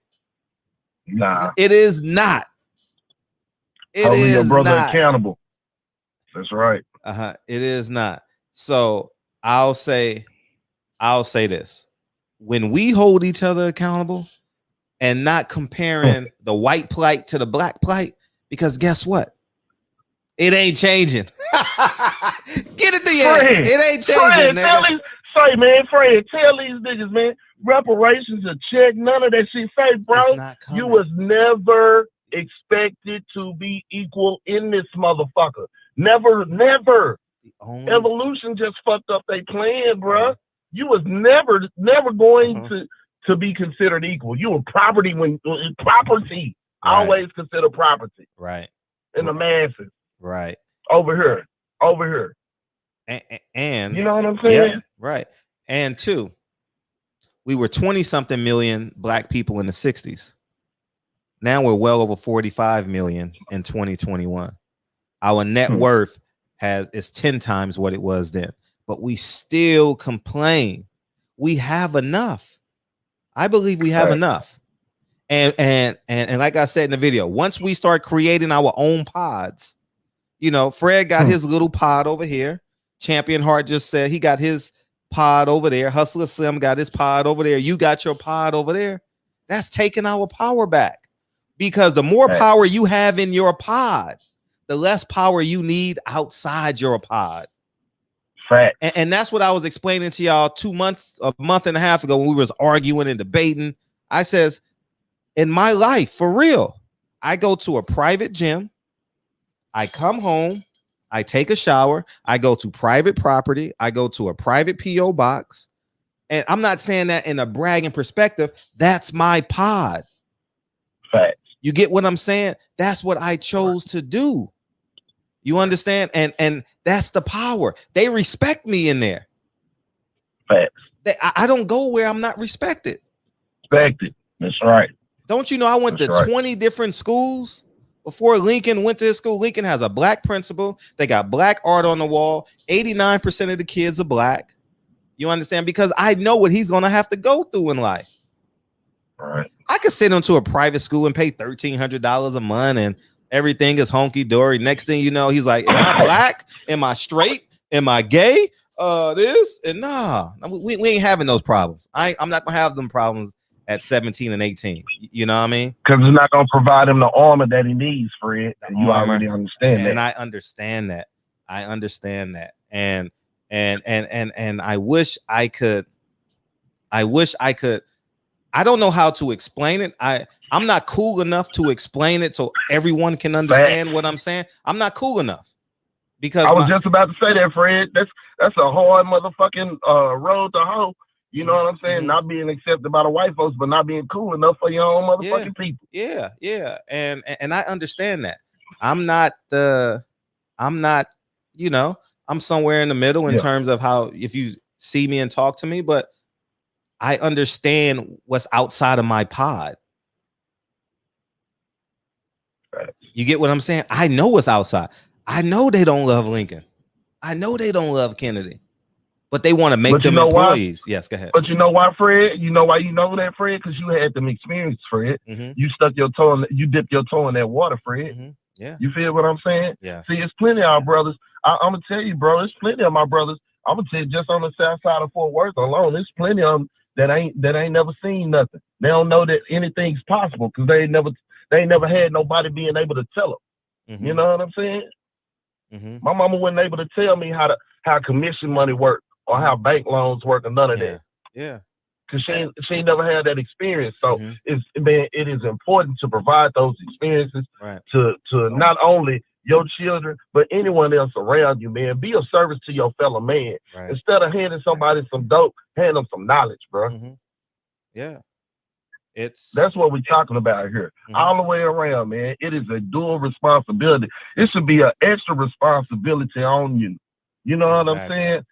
You know, because just like they say, the skin is an extra burden, you should feel that extra responsibility, not to just help the next black man along that you get along with, but to try to build that bridge with the brother that you don't get along with too, because that's the one that they building the empire off of.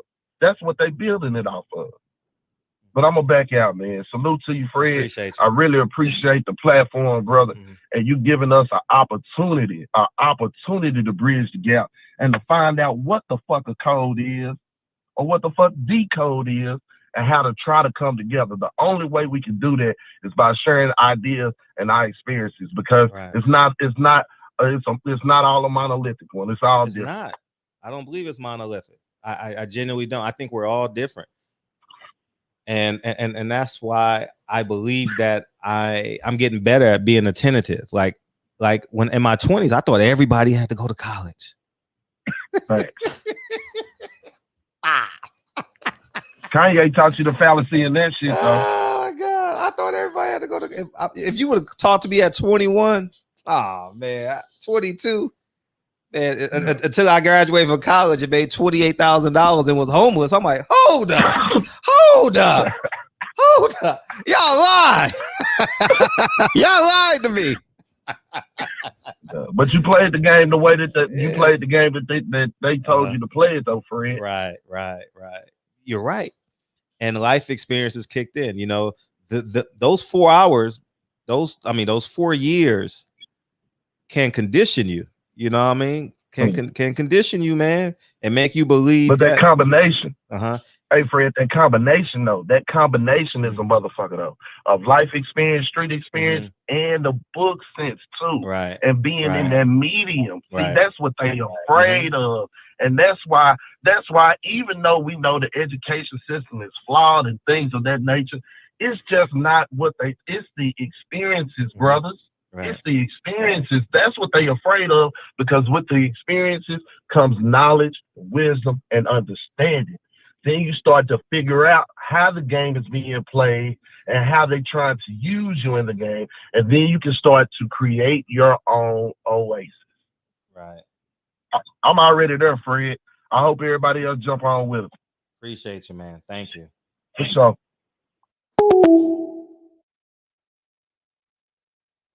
Yeah, man. I appreciate it. Yeah, man. College, I mean, it was, you know, it was beneficial in terms of the relationships that I created, you know. Got my accountability team. What's up, 480? What's up? What up, Brett? How you feeling? I'm good, man. I was just calling out, you know, we're all talking about the same thing. Man, it's just a travesty, man. I know we kind of talked about it kind of last week. But I mean, I'm watching that fight on Saturday, and the way that motherfucker lost, and it feels like, you know, these dudes train for 8 weeks, 2 or 3 months, whatever, and he has to get that reaction by a motherfucking pathetic ass, you know, racist ass bitch. I mean, that's how the fuck are we let these people dictate our sport, man? This is ridiculous, man. And another thing, man, you know, it's kind of coming out of left field, man, but I really believe now the way this shit's going, because you're even saying yourself, like, shit, that may be my last fucking fight I'm gonna watch. You know what? It's getting to a point where we may need to get a commission in here, man. There's too many fucking belts, way too many belts. Should be 1 or 2 belts. These motherfuckers can dictate anything they want. Like, remember that movie Dickstown, where he can put his thumb down, and if that's the ruling he wants, that's the ruling he gonna get. That's how boxing is, man. It's like these comics motherfuckers. It's their shit. They're going to dictate how they want to do it. Fuck the fans. Fuck all this training these boxers have been doing all their whole life. Let's hire a woman judge, and her husband's part of the commission too. I mean, this is ridiculous, man.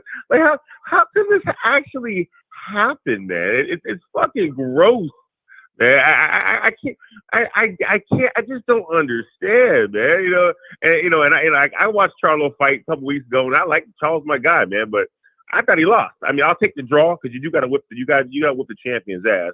But he kind of lost, man, and that guy got fucked too. It's like this shit ain't fair, man. And to see this bitch on Ego showed this bitch's fucking Texas and shit or her Instagram, and for her to be calling Michelle Obama a monkey, called LeBron like a horse, and Trump this and Trump that, and this motherfucker's from Nicaragua, man. I'm just like, you sorry motherfucker, man. And real talk, my girlfriend in Miami was from Nicaragua, and as soon as we got into one little argument, and I broke her little heart, first thing she said was, "You know what? My sister's right. I should never have dated a dirty nigga."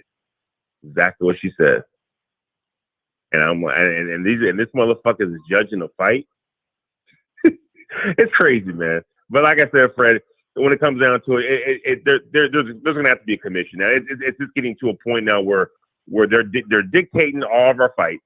You know what's gonna, now you're starting to know what's gonna happen in the end.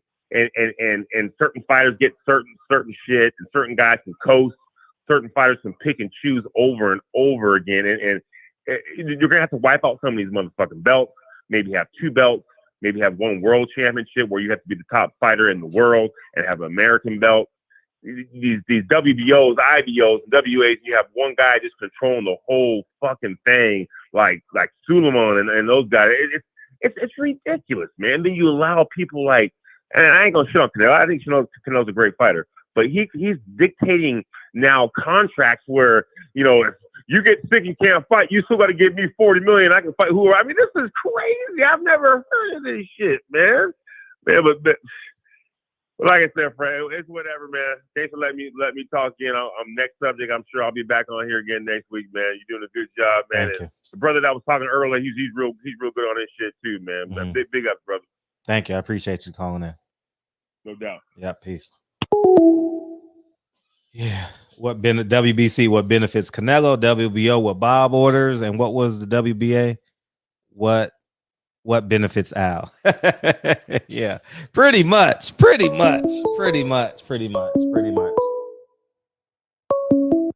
Hey, what's up? What's up, Fred, man? Hey, how you feel? Man, this T, man, from the DMV again, man. Appreciate you. I know. What's up? Man, Fred, I spoke to your boy Gary Russell today. Oh, you did? What's up with my man, man? I ain't seen him in a minute, man. He good. I spoke to him for a couple minutes today, man. He good. What's up, man? Yeah, he good. Yeah, brother Antonio supposed to fight on, I think, the 14th. Yeah, right? he fights this Saturday in LA. Yeah, we spoke about that. Man, the way they playing on these motherfucking, on these little free little Saturday PBC fight cards, man, I don't know if he will fight, man. The way they playing games, man. They playing real fuckery on there, man. Mm-hmm. And guess what? Yeah, man, Floyd supposed to speak up and say something about that type of shit, man. This is the type of shit he supposed to speak up, you know what I mean? As a black fighter, he supposed to speak up about that shit, man. But you think he gonna speak up? No, because Javante Davis ain't fighting. Rolly Ramirez ain't fighting. You know what I mean? None of his TMT fighters is fighting, so he don't give a fuck about it. You understand? Right. He don't care about that shit, man. And all together, man. Man, I sat there and watched the fight last night, man. There's no way in the world that Mexican was supposed to win that fight, man. He just never knocked the man down. The man knocked him down. That man never knocked him down. He might have got a few punches in. You know what I mean? But for real, I scored the fight myself. Michael Fox, he won like every bit about 9 to 10 rounds that I seen. You know what I mean? He won 9 to 10 rounds out of 12. Wow. How the hell he get that? That's crazy, Fred, man. I tell you, man. But that's the way the boxing is going, man. That's the way boxing is going. They picking and choosing fights. They picking and choosing where they want fighters to fight at. All this old wild shit. That's just like Teofimo Lopez. If I was him, I would never go over Australia to fight this motherfucker. Why are you going to him and you the A side? That don't make sense. You got to go over there because of COVID. You can't come out your room and all that shit. You know what I mean? Man, it's a lot going on, man. I don't understand why he don't see this shit, man. But, you know, once again, what they doing, Fred? They chasing that motherfucking money, man. That money, they chasing it. You know what I mean? But his promoter was supposed to see that and be like, nah, you come to us. We're not coming to you. You don't got nothing to offer. We got all the belts. You feel me, Fred? Yeah. Got all the belts, man. Why am I coming to you? But that's a whole total different story, man. It's a total different story, man. It's just, and another thing, man, I feel as though, you know what I mean, Shawty was fighting in the, he was fighting on the PBC card, so he had to be a PBC fighter, right? Yeah, yeah. So why ain't Al Heyman speaking up about this type of shit? Sam Mitchell and all them, where they at? Where they at? The Mitchell boys and all them, where they at? Tucking their tail. Tucking their motherfucking tail. I'm gonna keep it 100% with you. All of them tucking their tail. You know what I mean? Because they don't want no parts of that type of shit. That's the type of shit they supposed to speak up about. You feel me? Come on, man. It's too much, man. This boxing shit is so watered down. It's really pathetic, man. Shit is watered down, man. Come on, man. Stevie Wonder could have seen that fight last night. Listen to that fight last night and know that Mexican dude ain't won that fight, man. Stevie Wonder could have seen that. Come on, let's be for real, man. But Fred, man, all in all, man, that's what I'm saying, man. All these black promoters, all this shit, everybody is supposed to stand up about this shit, man. You know what I mean? They were saying something about it's supposed to be petitioned or something. I don't know, you know what I mean? But it need to be petitioned. Somebody need to look at that shit and call that fight, man. Because Charlotte, he clearly won 9 rounds as I've seen. You know what I mean? I didn't see the whole fight. I seen like bits and pieces of it. You know what I mean? But out of 12 rounds, I know I only seen about 9, and he won each and every single round that I seen. Guess what? They doing? Once again, tucking their tail. Tucking their tail, man. And that's what the boxing and that's what boxing is coming down to. You know what I mean? These motherfuckers up in high ranks, these black people up in high ranks, they tucking their tails, man. Tucking their motherfucking tails on shit they supposed to speak up about. You think they gonna speak up? No. It ain't gonna happen, man. It ain't gonna happen, man. That's why man, that's why I want to holler at my man Gary, man. Let my man Gary know. Man, I don't give a fuck if you gotta fight a tomato can, man. Fight at least twice a year, man. Fight your mandatory and fight a tomato can. Until one of these motherfuckers want to jump out there, if they see something in the tomato can fight, you know what I mean, that you fight.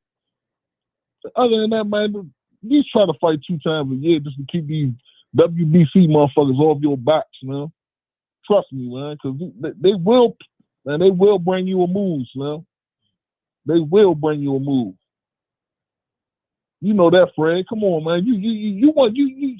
I'm looking at you. I know you want to say something about that. I've said a lot. You know what I mean? And it's crazy, man. This shit is wild, man. But these youngins they got it a whole lot better than how it was when I came up, man. I'm 42, Slim, so it's you know, they got a whole lot different. Now they want to stay in and play video games and everything is in the house, man. When I was a kid, man, everything was outside. Take your ass outside. Grown folks supposed to be in here. You ain't supposed to be in here. Times have changed, man. You feel me? But you supposed to always stand on what the fuck, you know what I mean, what's right. Regardless of the situation, you stand on what's right. You know what I mean? 10 toes down. You hear me, Fred? 10 toes down. All day long, Slim. You hear me? Yep. But That's just what it is. I want to say another thing, man. I didn't like, and I didn't know about, because, you know what I mean, at that time, I really wasn't following you like that. But I ain't like the fact that these other motherfucking YouTube channels, you know what I mean, was putting that shit out there with you and Sean Porter Father, man. I ain't like that, man. You know what I mean? I ain't like that shit at all, man. You know what I mean? Because it's like you downplaying a motherfucker that's job like up. You know what I mean? You don't never downplay nobody, man. Especially a good motherfucker. Motherfucker ain't never done nothing to you in nothing. But at the end of the day, that's what that shit is, right? That shit is hatred, man. At the end of the day, man. Hate and envy, man. That's what hate and envy come into play. You understand? Hate and envy. Yeah, hate and envy, man. They hate a motherfucker and envy a motherfucker, but they don't know how to come at you. You understand? So they use little small shit like that to come at you. You know what I mean? Man, but like I say, man, at the end of the day, man, you keep doing what you're doing, man. You're doing a good motherfucking thing. You know what I mean? You're doing good things for the black community and all that shit, you know? So whoever don't like it, man, fuck them, you know? Just like that. Straight like that, man. Fuck them, Fred, man. Keep it pushing, man. Thank you. Sure. You know what I mean? You take it easy, man. Appreciate you, man. Oh, let my man Gary, man. Tell Gary, man. I ain't seen seen my white corn in a minute, man. Grab them breakfast sandwiches, man. Yeah, I just spoke to him. Yeah, I ain't seen my white corn at the little breakfast spot on 7th Avenue, man. You can see him up there, man. Him and my man Nate and shit, man. He up there wrapping Nate up, man. But yeah, I ain't seen him in a minute, man. He must be training real hard. Probably, you know what I mean? Probably fuck is. Something up ready. You know what he say? Fuck something up ready, man. Yeah. Gary come with the one-liners, man. No one. Gary's a menace, dog. Gary's he's a verbal assassin. You know what I mean? He make every word count. He absolutely do, man. Gary tell them motherfuckers quick, man. I'm fuck something up ready, man. You hear me? That's my man. Yeah, he was in great spirits though. He was in great spirits. Yeah, he was going out with the family, so we only had like 5 or 6 minutes to talk. Yeah, man. But Fred, you take it easy, man. I had to come in the barbershop and get lined up, man. I got a job interview tomorrow, man. Oh, good luck, man. Let us call back in and let us know how the guy goes, man. All right, man. Appreciate you, Fred, man. You have a good night, man. All the time. All right, homie. Fred gave him that work laugh. Money in the ghetto. Boxing doing the same thing MLB did in the 80s and 90s, using cheap international labor to produce more profit. Black talent is too expensive, man. They did it in the service industries too out here in LA. You know what I mean? Black people used to cut grass on the macro level. Black people used to work in the hotels on the macro level, you know? And you know, someone got to be the underclass, and someone got to be the underclass, and someone got to be the lower class, you know, and that's where we're at. And feel free to beam in. Be great to hear from y'all. You know, I want to thank Giandra for offering her platform. You know, she took the time out to interview myself and Bree. Thank you. Make sure y'all go subscribe to Giandra, man. You know, I mean, Bad Culture TV. Please subscribe there. I thank you, Giandra. Thank you so much. You know, and yeah, I can't wait to share it. So it's coming out tomorrow. Tuesday, somewhere in there. Oh, tomorrow. Okay, good. It'll be out tomorrow, so I'll post it tomorrow on my community page. Thank you, Jay. Truly appreciate you. You know, we had a time where I think by now we know the truth now. You know, and it's just up to us. Thank you. It's just up to us. You know, what we gonna do about it? You know, what are we gonna do? You know, we have the answers. We have the foresight. We have the weaponry. We have the information. We have the know-how. We have the experience. We have the results of doing the same thing over and over again and expecting different results. That's called insanity. We have everything we need to make a conscious decision to do right, or to do better, do right. You know, it's perspective. Will we? You know, I knew the fight was fixed before. I didn't watch the fight. I went to the Drew League yesterday and spent time with my boys, and I had to do some work around the properties and stuff. And I told you at 1:00, I said the fights were fixed anyway, because I know where the money's at in the fights. And that's what it is. So I didn't even take time out to even entertain the fights, you know. But when the fight ended, you know, y'all DMing me and stuff like that. Oh, the fight's fixed. And then Boxing Ego did a hell of a video today. You know, he was the first person I heard from in terms on the YouTube scene, and he did an extraordinary video today. You know, and that's what it is. So so shout out to Boxing Ego. I would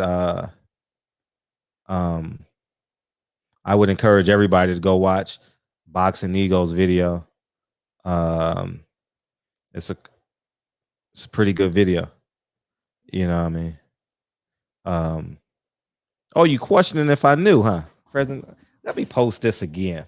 I don't lie. I don't have to lie. I lied in my 20s, you know. I don't have to lie anymore. You know, life is too great to lie right now. You know, I can't make it. I posted this at 6 a.m. this morning? I posted this at 6 a.m. this morning. And because, you know, I know that I know. And if you're on my Instagram, you know I posted it. Let's see. You know what I mean? Boom, there it is. I posted this yesterday. I was texting a Hall of Famer yesterday at 1:00. And this is what I sent him.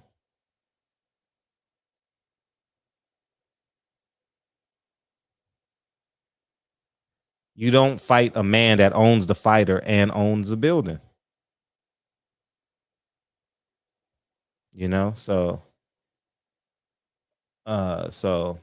that's what it is. Check the times. I know y'all mad. I know y'all big mad, huh? Y'all big mad when Fred is right. Y'all get big mad when Fred is right. I love it. I love it. I love it. I love it. I love it. I'm always gonna be right because I do my homework. I'm gonna be right a lot of the times. More right than wrong. I do my homework. You know? So that's all the calls we got. DB, you want to call in? Are you around, DB? You disappeared and came back and disappeared. What are you doing? Charring some pineapple. What you eating tonight, DB? What you eating tonight, man? What's on the menu? Portobello mushroom, some kale, maybe some peppers, you know, for color. You know what I mean? What else? What else?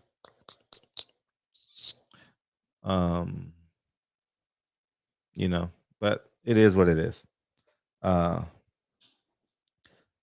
Wherever DB's at. What else is going on this week? What else we got? Oh, we got 9 wives. Yeah. In the meantime, between time, click the link that y'all see in the pinned comment. 9 Wives is live right now. 9 Wives is live right now. I wish y'all could have saw the work we put in Friday. Oh my gosh. Man, we was working. The website crashed and oh man. What a time, man. What a time. What a time. What a time, man. That was man. And that's what it was, man. So yeah, it was good times. And this week you got fights coming up at StubHub Center. I think I'm gonna go see her. I think tickets are about $1,000. I think I'm gonna go see her at the bowl. That's what I think I'm gonna do. I'm gonna find the cheapest seat because my business partner got a table already. So I'm gonna go get the cheapest seat, you know what I mean, $200 or $300 ticket, and just have a good time Saturday night. That's what I think I'm gonna do Saturday. Go to Hollywood Bowl and listen to her with a live band. That's what I'm on.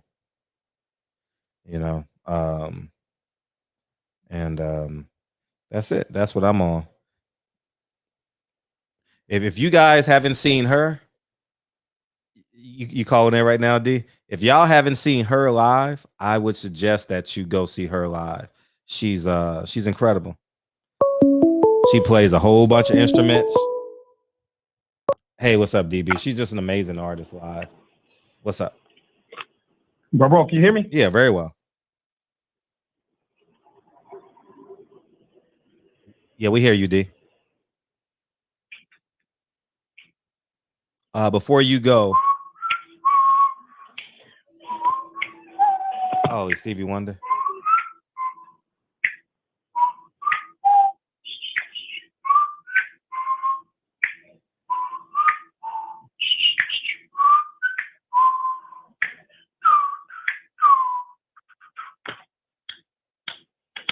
I'm gonna get it one day. All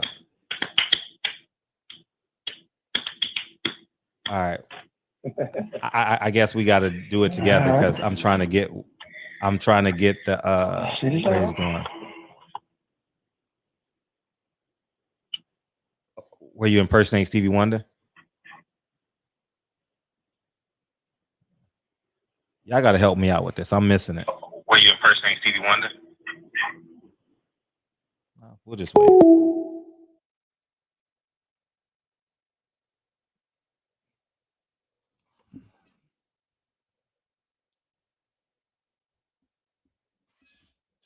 So, did y'all get that? I didn't get it. Y'all got to help me out with that one. I missed it. I missed it. I don't know.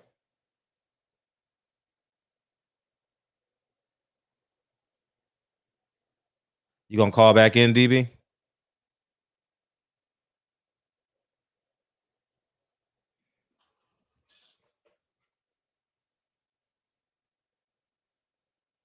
Okay. I don't know what's maybe his phone died. I don't know. But yeah, anybody else want to beam in? I think that was Usher. Okay, I don't know. Shit, I don't know. Yeah, go ahead. Can you hear me? Yeah, I hear you. Shit, I couldn't hear you. I'm like, damn, I had to go grab the other phone and go look at it. I'm like, oh, no, we heard you. No, we heard you. You were singing and dancing, and you know what I mean. Yeah. The only reason why I knew that you couldn't hear me because I saw your facial expression. I grabbed the other phone and the volume was down. Then I turned the shit up, and then I seen Ernest Young and I saw Giandra both say Usher, and I was like, yeah, I was humming that Good Kisser shit. Oh, yeah, you were? Yeah. Oh, she got it. Oh shit. Yeah, that's good. Oh, that's a good sign too. You know what I'm saying? Jay, you nasty. Jay nasty. But at the end, I thought you were, you know, because you're an intelligent man. So I'm thinking, oh, this is one of his intelligent jokes that's gonna go over my head. So I'm just letting you just say, I don't know. Shit. I thought you were I thought you were doing Ray Charles or somebody. I don't know. That's what I thought. No. When you hear Ray Charles whistling. Because they play the harmonica. So I thought you were doing that. You know what I mean? Or okay. Oh, yeah. Champion Heart wanted to be in. I apologize. Go ahead, Champion Heart. Hey, what's going on, brother? DB's in here as well. DB, salute to you, brother. How you doing? Peace, good brother. How you feeling? I'm good. I'm glad I caught you, man. First, let me say, Fred, salute to you, brother. The movie was on point, man. I watched it a couple times. Thank you. Really, really good, brother. Yeah, it was definitely on point. We'll get back to it. D. Reed, did you see the card Saturday? Yeah, I seen that shit. Yeah, I don't want to turn this into an MMA segment, but that cat that fought Derek Lewis, Black Beast, man, he moves pretty good, man, for a big dude. Yeah, man. Listen, Derek Lewis just didn't show up, and he spoke about it a little bit before the press conference. You know, listen, I'm always gonna bet on the Black Beast. He's just got that ungodly power. But you know what? He said he didn't want to. During the pre-fight press conference, he said he wouldn't want to fight in Houston again, and he was like, it's just too much pressure and too much going on that he can't escape from. And a lot of guys talk about sleeping in their own bed and shit like that. I know if I'm getting ready for competition, I don't like sleeping in my own. I'd rather be somewhere away from home. I'd rather be in a hotel somewhere where I can just turn my phone off and just chill out. You know what I'm saying? Go in the pool, go in the sauna, you know, cut weight or whatever, and chill out and get away from things. But, you know, I mean, I guess it's good when you're in there and you're doing well and you're winning, you know what I'm saying, and everybody's screaming your name. But I think it was just too much of that hometown pressure on him, coupled with the good movement of Ciryl Gane. So, you know, man, I'm still a huge fan of the Black Beast, but Ciryl Gane gained himself some fans. I still think that Francis is the baddest motherfucker walking on the planet at heavyweight. So, you know, we shall see now. So you don't think it's the case of Derek just needing to elevate his game? I do think that, but man, I just hate sometimes when the first thing that comes to somebody's head is like, because elevating his game means that he's probably outgrown his coach the way that Francis outgrew, you know, Ferdinand Lopez. Right. You know what I mean? He went to this coach because this coach was a boxing coach. This is when George Foreman wanted to bring Derek Lewis into boxing. So he went to this gym to start boxing. You know what I'm saying? And then, you know, I guess he moved over into the MMA side of things. But, yeah, I think it's probably time for that. He came in his last fight, I believe he was like at 258 or something like that. And then he weighed in at 265 this time. And he said that he wanted to come in at 250, between 250 and 255 about 2 fights ago. So when he weighed in at 265, I was like, shit, he must have been 300 pounds before, you know what I mean, before camp started. So, and listen, they talk about athleticism and mobility and all of this shit when it comes to guys like Ciryl Gane, and that's true. He does have that sort of athleticism, but Derek Lewis also has that. He's a big ass dude. You know, he a big ass Texas country strong dude, and he's nimble. He's got good movement. He just, you know, he relies on that power, and he knows that he has it. But I think that he needs to do some more wrestling, because he's just so strong that even if his shots are not traditional wrestling shots, you know, or high crotch and singles and double legs and sweeps and shit like that, I still think that he's got enough power to move somebody backwards, and then to get on top of him. His ground and pound is sick, as you know. Now, I was watching Drew Titan earlier, and he was talking to Virgil Hill, and he was saying that one of the issues with Wilder was, he fell in love with the right hand. I mean, he has that power, and he can knock you out. So he said he fell in love with being able to do that and not working on his fundamentals. It was brought up because Drew was talking about Roy Jones and how fast he was, and how he was able to get away with stuff because, you know, how fast he was, but yet all his fundamentals were wrong. But because of his speed, he was able to get away with a lot of stuff. So I would ask you, that you feel that Derek has fallen in love with the power and not work on the other stuff that he needs to work on. That's why I said, do you feel he needs to elevate his game? Yeah, and for this fight, I do think he did elevate his game for his previous 2 fights. You know, he showed a lot. Well, not so much in the Curtis Blaydes fight, but listen, Curtis Blaydes is probably the best wrestler in the heavyweight division. He wasn't able to take Derek Lewis down. You know, so obviously he put some focus on something in his camp. And I think the fight before that was against the Bull Constrictor, Alexei Olenek.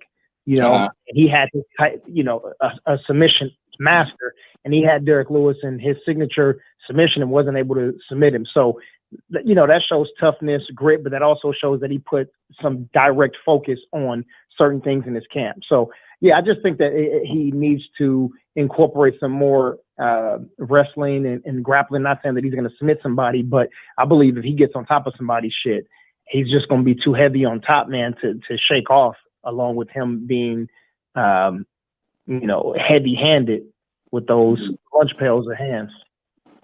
Now, me personally, I think he has cardio issues. He's always had cardio issues, in my opinion. I think he needs to address that. True. I agree too. When I was watching some of his camp, I saw him doing his sprints, and I see a lot of fighters do this. I see them in their camps and they're doing the work, but I'm looking at this person and I'm like, no, this person can do more. Right. You know what I mean? Like, I know for myself when I'm trying, like, I can look at myself, I'm like, no, I can do more. Right. So, like, say for example, when me and you, when we were working out when you were here, right? So yeah, listen, I know that your knee was hurting or whatever, but I'm like, this is just good.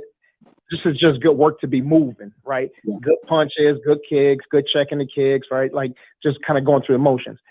Right. Also, you're not a pro athlete who's competing. I think when somebody's at that level right there, training camp needs to be, you need to, if you're not throwing up, you need to be right to the threshold of being sick every time that you train for, 4 or 5 weeks. And then I think the other time, you should have some set, like every other session should be like extremely strenuous, where you, at the end of the day, all you want to do is just go eat and lay down. Yeah, you're right. I mean, training to compete and just training to work out is two different types of training. Now, I was looking at what's her name, Hill, Angela Hill. Man, she didn't look like she didn't look like she wanted to fight. She kept dropping her hands. She wouldn't put any combinations together. She kept walking into that push kick that girl was doing. What's going on with her, man? Well, she's very solid in all aspects of her game, but she didn't grow up with a lot of us. And I think, me and Reg kind of talked about this, I believe, or maybe it was me and Big Tank. We talked about this before, but in our community, we don't have wrestling programs growing up. You know what I'm saying? We don't have jiu-jitsu programs in our neighborhoods, in our communities growing up. And so we go in boxing because shit, we had to slap box in the street. You know what I'm saying? And we see who hands was the fastest. Or every block somebody had gloves, and when y'all had an issue, one of the big homies or your big brother or cousin or somebody said, "Shit, cuz y'all better grab the gloves and go," you know what I'm saying, and go settle this. So we grew up boxing and using our hands. Let's throw hands. Let's sling them from the right. If you took it to the ground, they make you get up. Be like, nah, you cheating. Yeah. Yeah. No wrestling, no kicking. Right. Right. So, but I say all that to say, she just grew up doing boxing and kickboxing. So, when somebody comes in and they got really, really strong wrestling, man, it's tough. And this is what I was speaking about with Clarissa Shields. It's tough for people who've been training in mixed martial arts for 10 and 15 years to stop somebody in one very strong in one discipline like wrestling. You know what I'm saying? Yeah, when you get in there with somebody that's ground game is just that strong, man, it's tough to overcome that. You got to time the knees perfectly. You got to make sure you position your body properly and try to hit that uppercut when somebody trying to go for that shot or that takedown. But, it's just certain people that you're just not going to beat by just standing up. Because Tisha Torres is solid standing up. I don't think she's great, but, she's such a damn muscle head. If she get close to you, man, those kicks are going to hurt. And the threat of that takedown is going to have you, it's going to fuck up your stand up because your hands are always, you got them high because you want to throw shots. But then you like, shit, if I throw a shot or if I kick, she going to grab my leg and take me down. And that feeling of feeling like you're drowning, it's a terrible feeling. I mean, you know what I'm talking about. So it's tough, man. She's really good, but she's not great. And there's just certain fighters that she'll always be in the top 10, but it's likely that she'll never be a champion. Right. So do you think she's done? You think she needs to hang the gloves up or what? No. Because listen, Tisha Torres is one of the top 4 or 5 females in the world. So I mean, losing to hers, that shit, that's nothing to frown at. You know what I mean? She get in there, she beat a whole lot of those other broads up. Just, you know, it's tough to try to beat Thug Rose or you know, Bullet. It's just certain girls, man. You know, they just those are the women that can get in there and hang with the dudes. You know what I'm saying? So she tough as all nails, though. I mean, she tough as nails and tough as all get out. Just I just don't think she'd fight Tisha 10 times and beat her. I think if her and Tisha fought 10 times, he should beat her 7 or 8 times. Yeah. She's not done. She's still going to remain in the top 10. Okay. Yeah, I was just, man, that was disappointing. I expected her to do better, but that girl was tough. She definitely was tough. So let me switch gears real quick, man. I don't want to turn this into an MMA show. Fred. Why not? Y'all can do whatever y'all want. Y'all can do whatever. Man, this is y'all's show. I'm not mad. Hey, I know how to shrink. I know how to move to the back when you pick him. I sit the back. Yeah, because you know, me and DB go on and on. I mean, I would hope that y'all wouldn't go all night, but oh man. Yeah. But now I'm gonna get ready to go, man. I just want to come in, man, and talk to you real quick, man. Tell you the movie was cool. Much respect on that. I just got good. And like the caller said with the boxing, man, you know, basically, you know, like he was saying, you've been vindicated. I mean, you've been telling us, you know, this shit was corrupt for the longest, you know, and cats was getting mad and all that shit. And here you go. It was right here, obvious, you know, in front of your face. So, you know, I think that we need to, man, I don't know. You know, I think we need to try and establish some type of grassroots type of organization to try and combat this, man. I don't know how can we fix this, you know? I know how to fix it. I have an idea. I don't know if I've never done anything like this before. Right. But I know we need to be loud and we need to pull our money. And it's hard to do it when we're so attached, you know, where, you know, it's hard. I mean, boxing is my number one sport right now, I would say. But I can pull away. You know, I did it to the NFL until I realized the NFL player is not boycotting. What the fuck am I doing? You know what I mean? Right. It makes no sense. So, not that I watch it now, but if it's on TV and I'm at a friend's house, I'm not, you know what I mean? Me and my son never watched a football game together. Man, I know how to do it.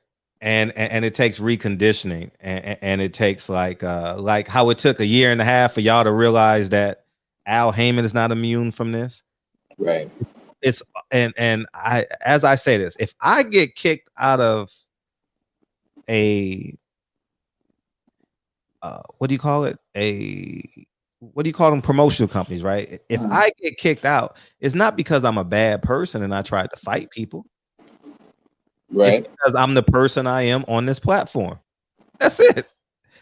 I don't go into media rooms wanting to fight, and I'm a firm believer in self-defense. That's all I am. A firm believer in self-defense. I don't pick fights with nobody. I don't do nothing. You know what I mean? I don't give you 6'5", 6'6". If you disrespect me, we got to square up. You know what I mean? That's just who I am instinctively. Whether you whoop my ass, that's cool, but you're not gonna want to fight me again. You know, you're gonna say it is what it is. But the point I'm making is I knew this because the only promotional company that I've never ever seen dirt like on a consistent basis is DAZN, because I've never really been a part of them. Like they just came on the scene and I wasn't covering their fights because they were in obscure places and had no fighters that I was very interested in. But all the other promotional companies, I've covered them for 10 years. Well, PBC since Adrian Broner, Robert Garcia, or Adrian Broner, John Molina, you know, their first fight, whatever year that was. So, and y'all know I covered them every week. I didn't go to Top Rank fights or the last 4 years, I just went strictly to PBC fights. So, and I've seen it. I've seen the corruption. I've seen fighters not make weight. I've seen it. I've seen them lie on the scales. I've seen them make weight in the back and then have a commercial weigh-in. If they're weighing in the afternoon, it's a fake weigh-in. It's not real. And that's all promotional companies. Top Rank does it. PBC does it. Golden Boy does it. You know, it's all fake. You know, it's all smoke and mirrors, and that's what it is. So, you know, now that we know the truth, what are we gonna do with it? Right. Yeah, that's the thing. You know, Malcolm said himself, you know, the truth is the truth, no matter who says it. Yeah, the truth. Yeah, and that's exactly. Yeah. I want to say salute to Biggie for calling in. Dog, you was funny. You was funny, dog. That's what I was laughing at. You funny the motherfucker. You missed that, DB. You wrong for that, man. Man, you missed it. Man, you missed it. You missed it. but yeah, man. Let me jump back in the chat, man, before I lay it down, man. Salute to you again, brother. All love, man. It's all love. You, brother. Hey, you're good luck. I just got an award. Really? For the film. So that's 2 film festivals we're in less than a week.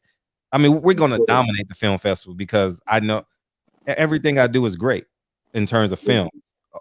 It's perspective, but you know what? I wanted to ask you. Do you know animators? Do you know any animators? Yeah. I mean, like Grand Theft Auto type animation. Yeah. You do? Yeah. Okay, I'm gonna call you because I got a project that I've written, and I wanted to do like a 10-minute, you know, short film. Right. I got it. But I wanted to do it like animation style. Okay, I'm with it. So I'll call you. We need to chop it up, man.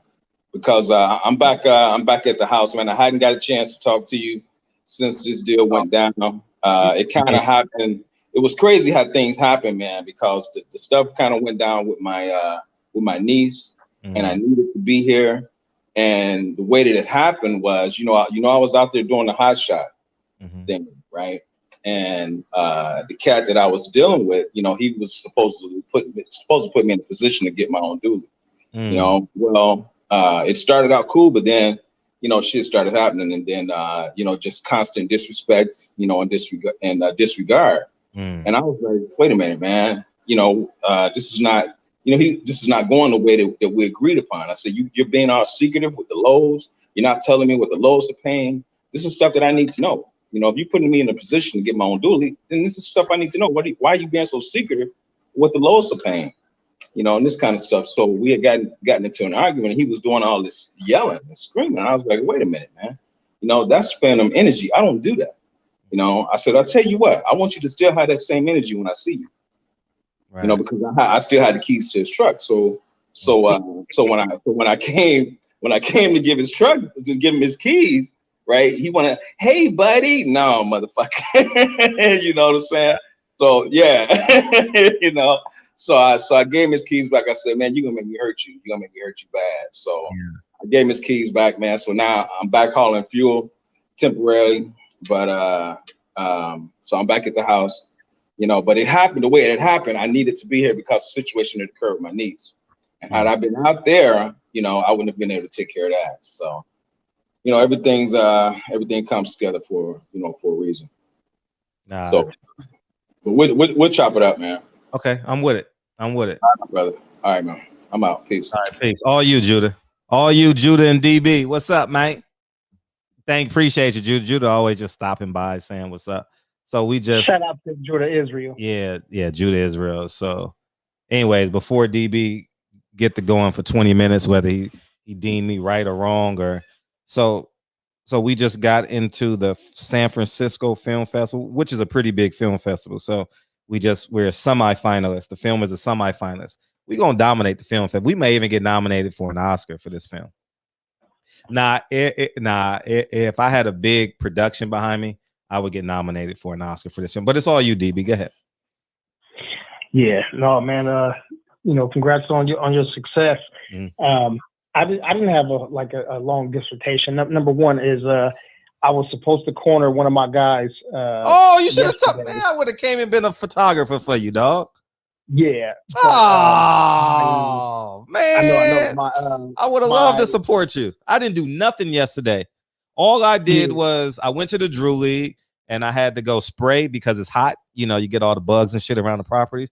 That's all I did. That's all I did. Saturday. I would have loved to take pictures for you, man. I would have loved to do that. Would have loved to do that, man. Oh, you should have called. But my damn card expired. Your $20 card? No. I think it's 60. Oh, 60. Yeah, whatever. Yeah, but whatever. But the California State Athletic Commission wouldn't let me. Damn. Like, I mean, you can pay for it and everything, but it's next time that happens, give me a heads up so I can do some babysitting arrangements and all that. And I would love to support you in that. Yeah. Right on. But anyway, there was some good fights, man. It was a local at Commerce Casino, right? At Commerce, yeah, I saw it. I mean, I knew it was there because I drive by the 60 to pick the kids up because their grandparents live in that area. It was cool, man. Like, the event was cool. They had good fights. You know what I'm saying? Like, I knew basically somebody in damn near every fight. Homies and dudes that I trained with or whatever. But one of the things that I didn't like, and for anybody who knows the company, I won't say their name because I won't blast them too much. But you can look it up. But it's an Armenian owner, and he's all his people. The managers and all the money people, everybody, all Armenian. So what they did was they had a bunch of people from I can't think of Edmonds. DJ might remember. I can't think of the name right off the top. From Edmonds Gym in Glendale. It's skipping me right now. But Ronda Rousey, Edmund Shabazi, and all of these people train out there in Glendale. But anyway, they have a bunch of dudes. So they'll have like the Armenian wrestling national champion. They'll have a 5-time judo world champion.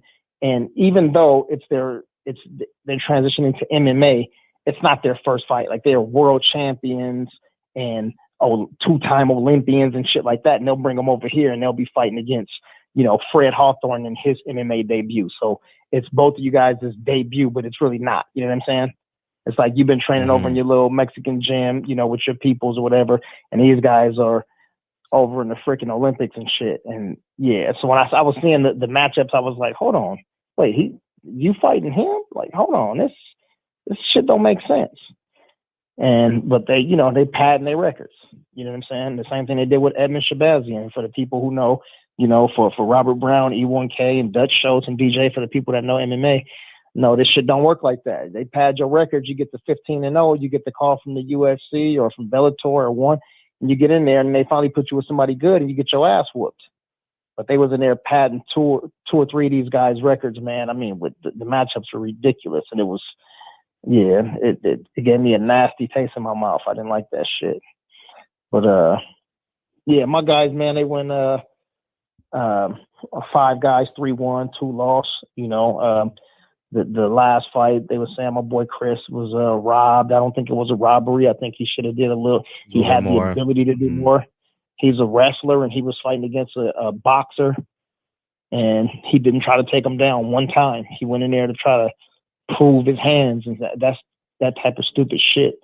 When you got the ability to slam somebody on their head and beat them up while they on their back, you do it. But so I don't call it a robbery. Just say it's a learning lesson for him, and go back to the drawing board. But he was fighting against one of my other little homies actually. So at the end of the day, we still keep the deal. It's always gonna be that at the local tournaments. I know you know what I mean?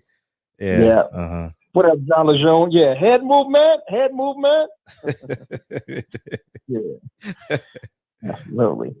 But then I'll just go back to the boxing for a second. So I was there last night, and I was watching, in between fights, I'm watching the UFC event, and Then I came home and I rewatched all of the UFC fights and watched 2 of the fights again from where we were. And so I missed all the boxing yesterday, and I was going to catch up today, but I had a lot of work and shit to do today. So I can't speak 100% on it. I mean, it seemed like the general consensus is it was a complete, like a bold-faced robbery. And, I'm obviously hearing you and seeing the chat, and I heard 503 Lion talking about it earlier. So I'm going to have to go back and do my due diligence probably in the morning and catch up like by watching the fight and getting the commentary and the post-fight interviews and all of that stuff. So, I don't want to speak out of turn, but listen, at the end of the day, man, we know there's a whole lot of hands in boxing. And you made the comment about, switching over to MMA. And for the most part, it's easier to blame somebody. There's only 1 or 2 people to blame. Oh, right.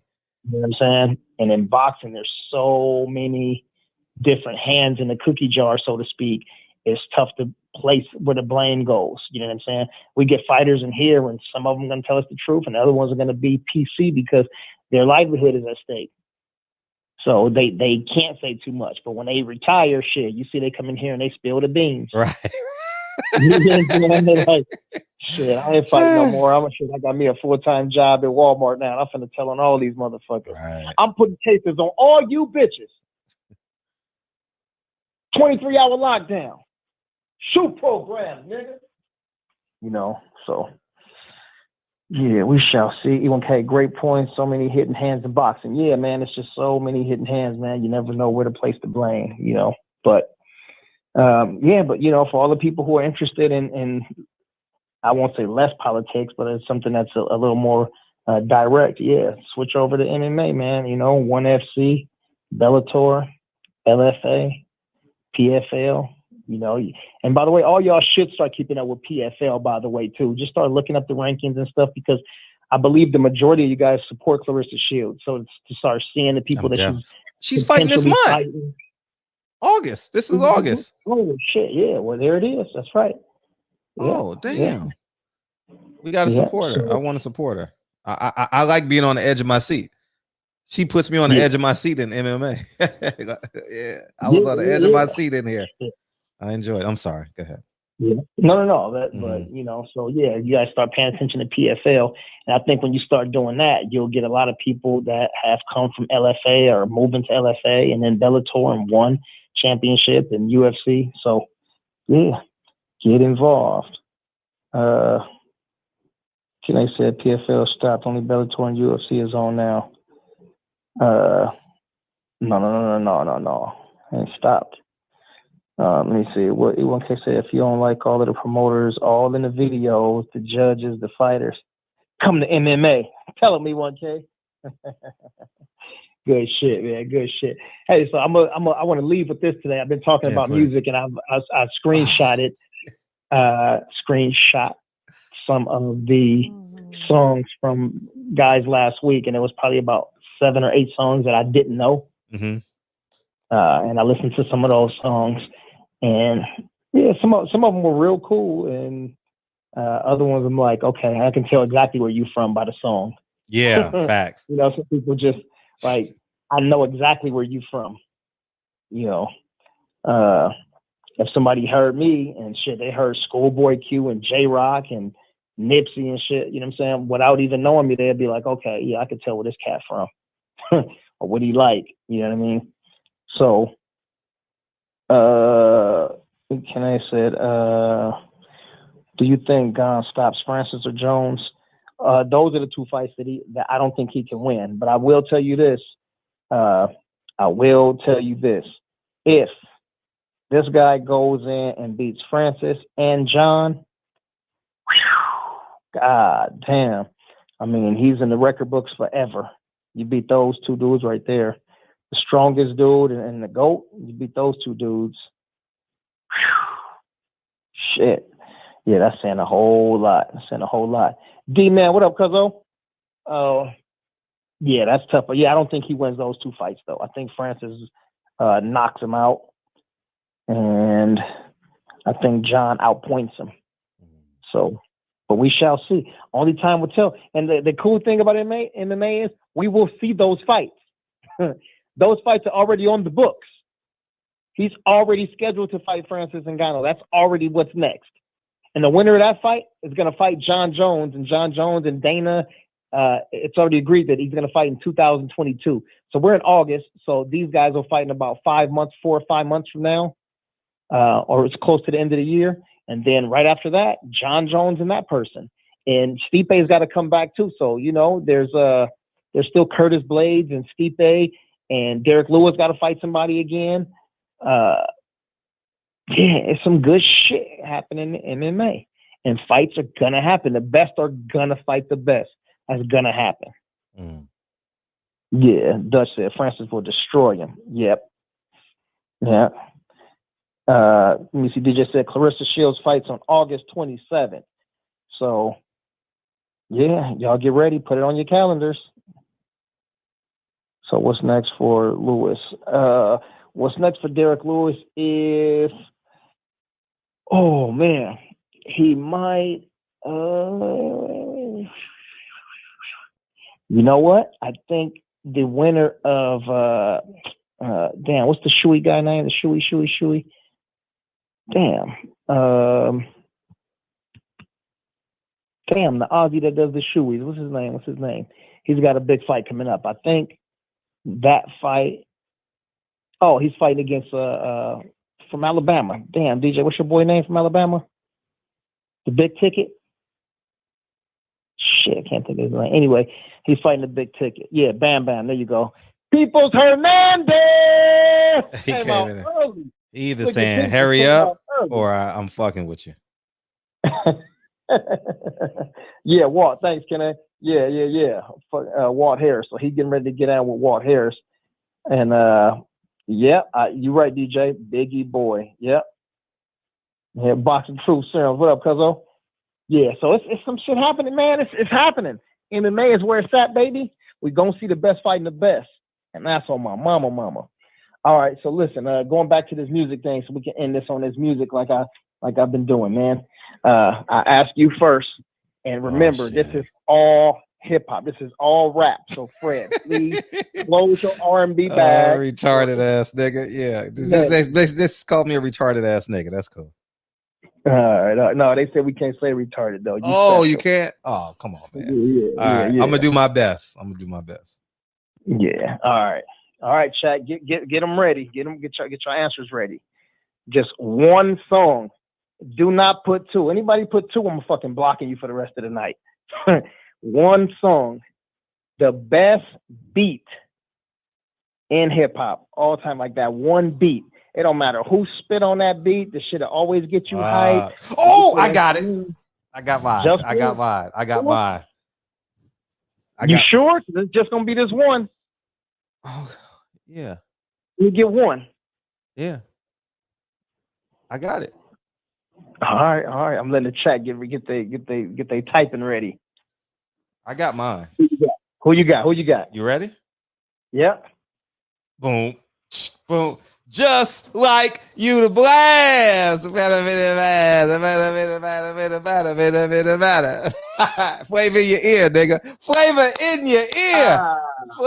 In your ear. The flavor is easy call. That's an easy call. Flavor in your ear, dog. Flavor in your ear. All right. Yeah. Okay. Let's see what they saying. Let me see what the chat's saying now. Let's see what y'all say. Boom. That remix is fire. Boxing True Sound said, I ain't no joke that Eric B and Rakim. Yeah, that shit's fire.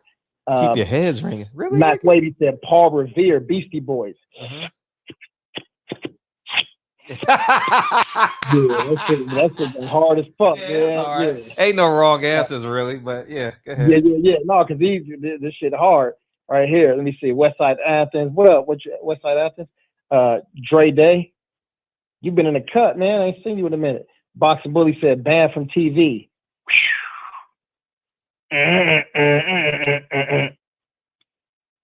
That Noriega too. Let me see. Drake, keep the heads ringing. That's what Ricky Queen said. Nas, fly as gangsters.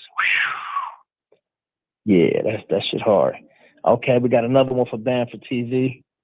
Hell on Earth, Mob D. That's what the League Sports said. Mass Appeal Guru.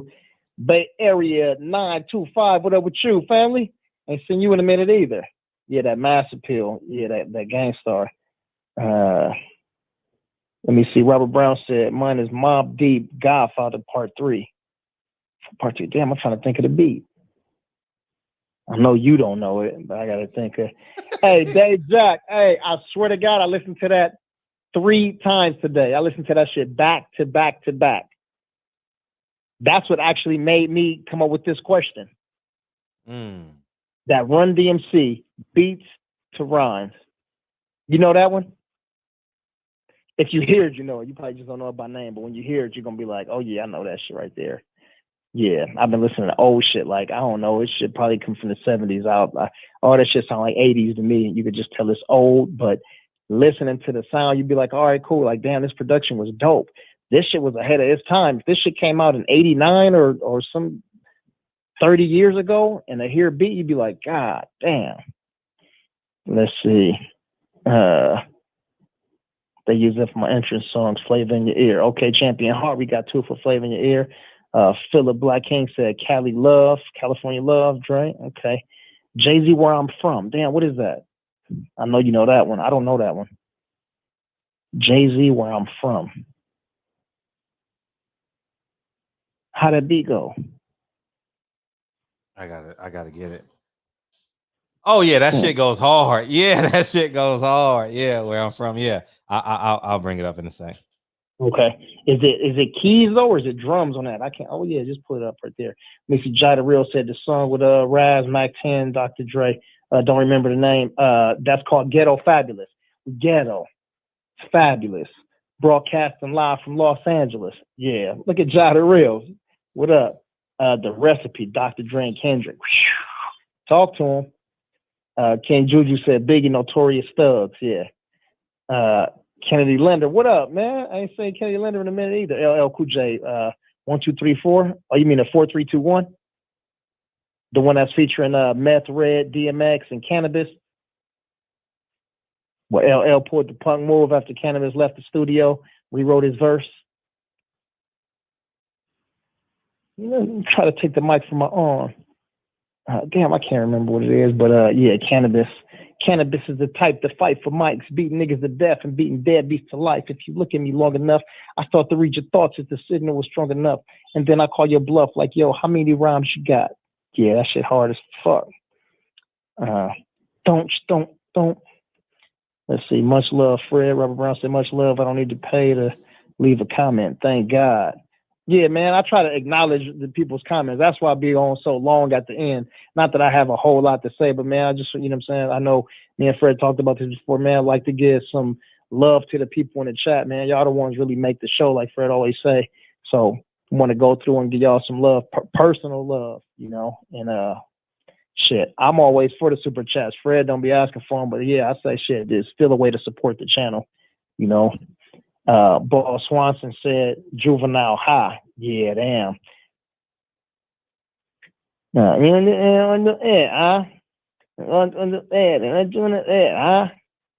Best sample or original beat? Shit, both. Boss Red Trey 57, you're the only person I can lead to. Go ahead and do both. Shit, Master P, bout it. That's what Boss Swanson said. Dead Presidents, Jay-Z. Dead Presidents. I'm out for dead presidents to represent me. Say what? That's it, right? I'm out for dead fucking presidents to represent me. That's on, is that Reasonable Doubt? Yeah, I'm out for presidents to represent me. Get money. I'm out for presidents to represent money. Look at Trey. Look at that. You know I got soul. That's the Eric B. and Rakim. Is it Eric B. and Rakim? Yeah. Let me see which one, DJ. The remix of the original Bam Bam said volume 10, Pistol Grip Pump. Talk to him, Bam Bam. Is that Bam Bam tweet? Let me see.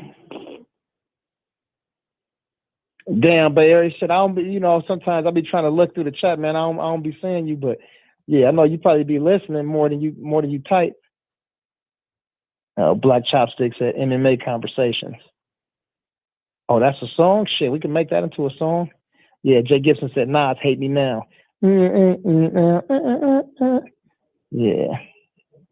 My ex-girlfriend, yeah, never mind. Mac Wavy said Jay-Z Blueprint 2. Is there a song called Blueprint 2? I didn't know there was a song called Blueprint 2. Brody? I know you the Jay-Z aficionado. I'm definitely not. But yeah, it's a song called Blueprint. Let me okay, the show said Belly soundtrack. However do you want it? Damn, I could have swore that was the intro. It's the thing. Wait, no. No. Oh, the intro is not called the Blueprint. I thought it was. It's called The Ruler. I thought this was no, it's not. The Ruler's back. Classic. Another classic by Jay. But yeah. No, I thought that was called The Blueprint, to be honest with you. It's definitely a classic. Fuck yeah, that whole album's a classic. Come on, No, but hold on. We ain't gonna have a wasted conversation, dog. No, you have a God complex of Jay-Z. You got a God complex. Man, no, I don't. But he's just motherfucker. Man, listen to what I'm saying. Okay. It's okay for one of the songs not to be a classic if the album is a classic. That's okay. Yeah, right. The song can be a solid song, followed by a good song, followed by a great song. Right. Facts. Right. It's okay to blame Jay-Z for not having a great song. No, see, you got a God complex of Jay-Z. Yeah. Okay, let's go through it. We're here, but I'll let you get through what you're going through. But that was a great comeback, though. Doing my Hawthorne. President Jafar Dre, next episode. Yes, indeed. Oh, yeah, that's a classic. That's a classic. Yeah. That whole album is done perfectly. You know who albums are done? I can honestly say what albums are done perfectly. No, we never did. See, that's later on. See? Okay. We're gonna bringing up conversations. We're gonna be here to 2 in the morning. Okay, got you. Done deal, yeah. All right. But yeah, but keep that one on the burner though. That will come up too. Hail Mary says Hustler Slim. We know that's Pac. Let me see. Still Dre, still DRE. That's what DJ said. Let's see. 10 Crack Commandments says Boxing Bully. 10 Crack Commandments. That's Biggie. 10 Crack Commandments. Oh. Classic. Wait till this drop though. Hey, it's The Rock. Jay. Let me see. Jerry P said that Ether beat. Yeah, that's cold. That's cold. Black Republicans is cold too. Jay-Z and Nas. Dave Jack, Eastside DJ said, Kumo D, I go to work. Yeah. Damn, I'm going to work. Hold on, let me.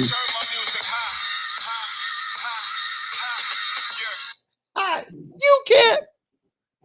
I can do it. What song is that? You don't know? This song is classic too. Everybody was saying this shit. Oh, the heart of the city, ain't no love. First, the Fat Boys break up.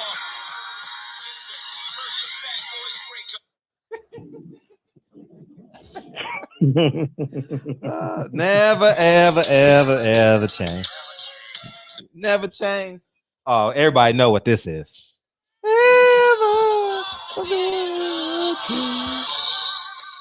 All the songs on there is great. Renegade is probably where Eminem went off. Eminem went off. Okay. Oh, it is called Blueprint. Number 13. Yeah. Oh, Mama Love Me. Yeah. I didn't know this was called Blueprint. I thought it was called Mama's Love Me. I learned something. Damn. Yeah. That's called Blueprint. Blueprint. Okay. I see a couple of more good ones on here too. Underground Asylum. What up with you? He said Simon Says. That's that Simon Says is that Pharoah Monch. Simon said, yeah, that should go hard too. Yeah. Robert Brown said, yeah, Reasonable Doubt. He sampled Nas. Yeah, he did. On the song. Oh, gotcha. On the song. Okay. Yeah, Money in the Ghetto. He said, yeah, we got to get in the habit of supporting our people. That's why I support. Got to reprogram myself. Yeah, man, and appreciate all the love too, man. The love and support. Yeah, Mr. Blue said, all eyes on me. Don't.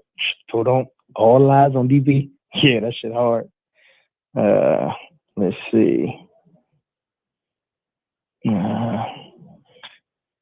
on, Robert Brown said, "Go and put it on Derek Lewis. Francis in trouble." Shit, Francis ain't in trouble. Yeah, that's different.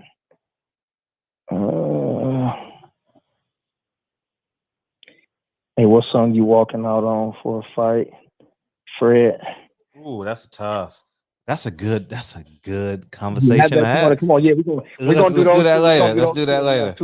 Let's do that later. Let's do that later. Yeah. We're gonna do those. I'm sorry, Tuesday, Wednesday, on Sunday and Monday. Yeah, we're gonna do those two. That's good. Let me see, Boxing Bully. No, Boxing Bully, you could only put one. You could put like 5 already. But yeah, you always gotta. Yeah, Pac always get in the conversation. Holla at me.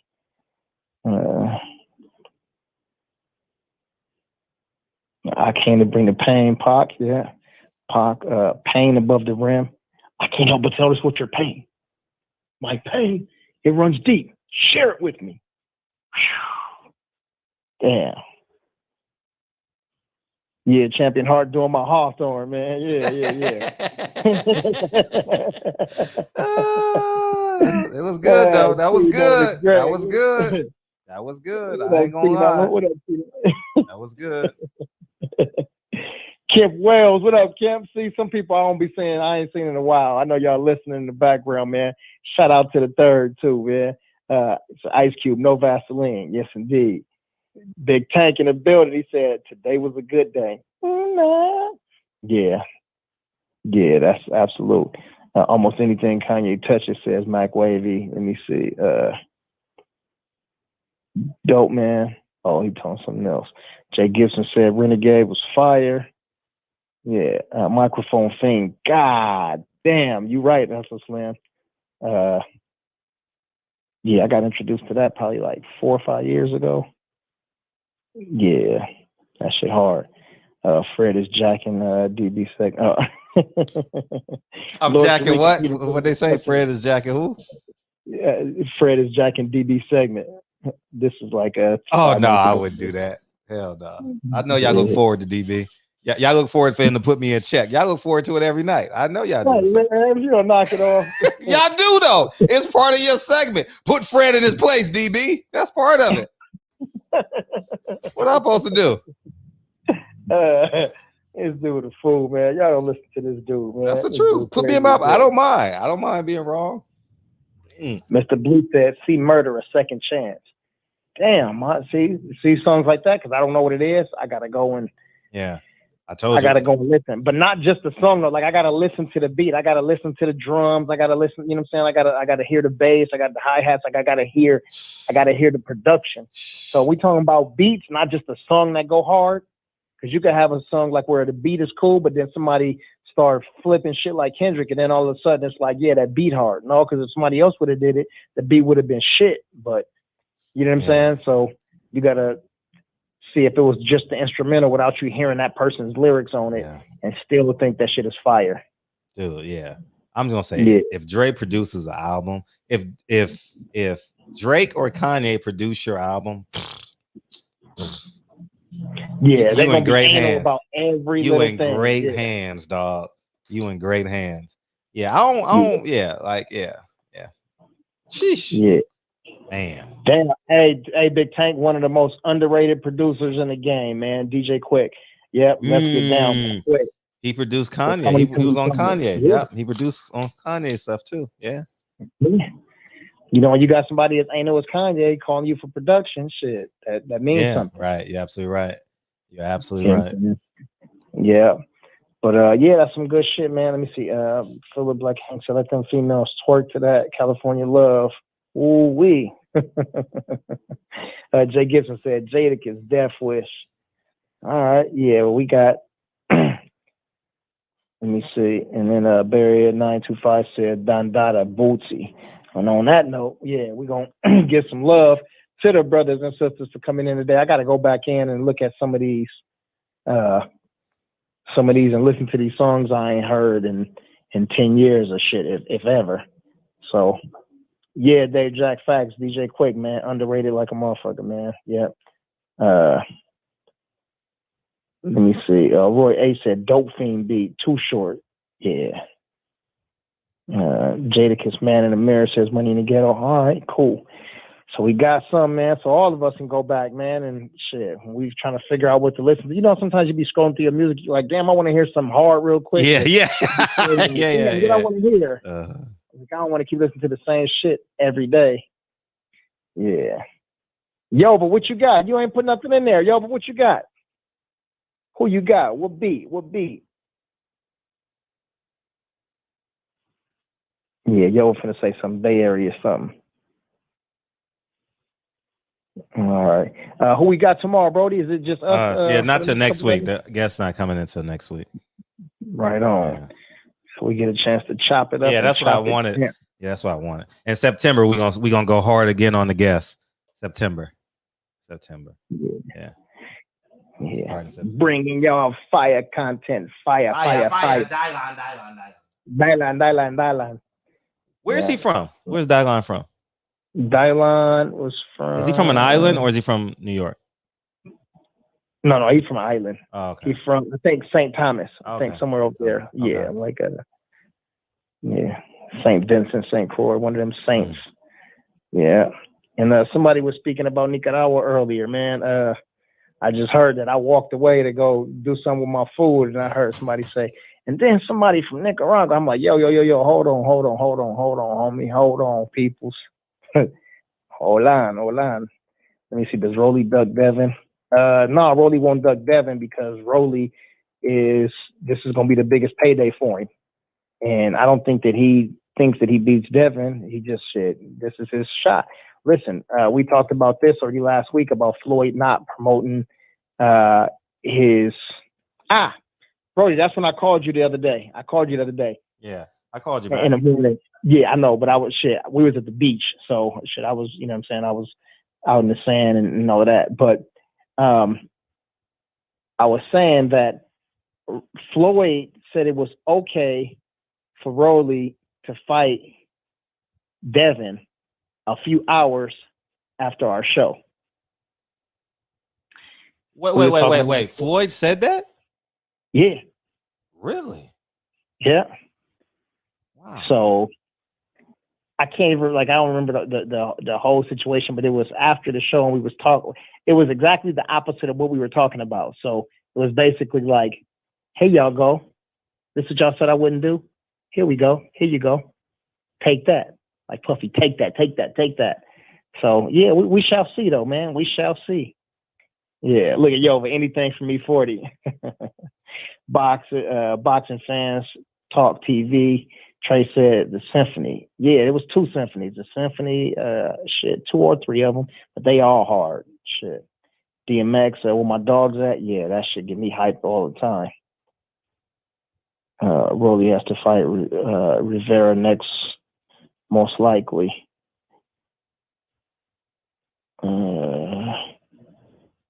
Let me see. AMG, Genius, Express, stock load up. Yeah.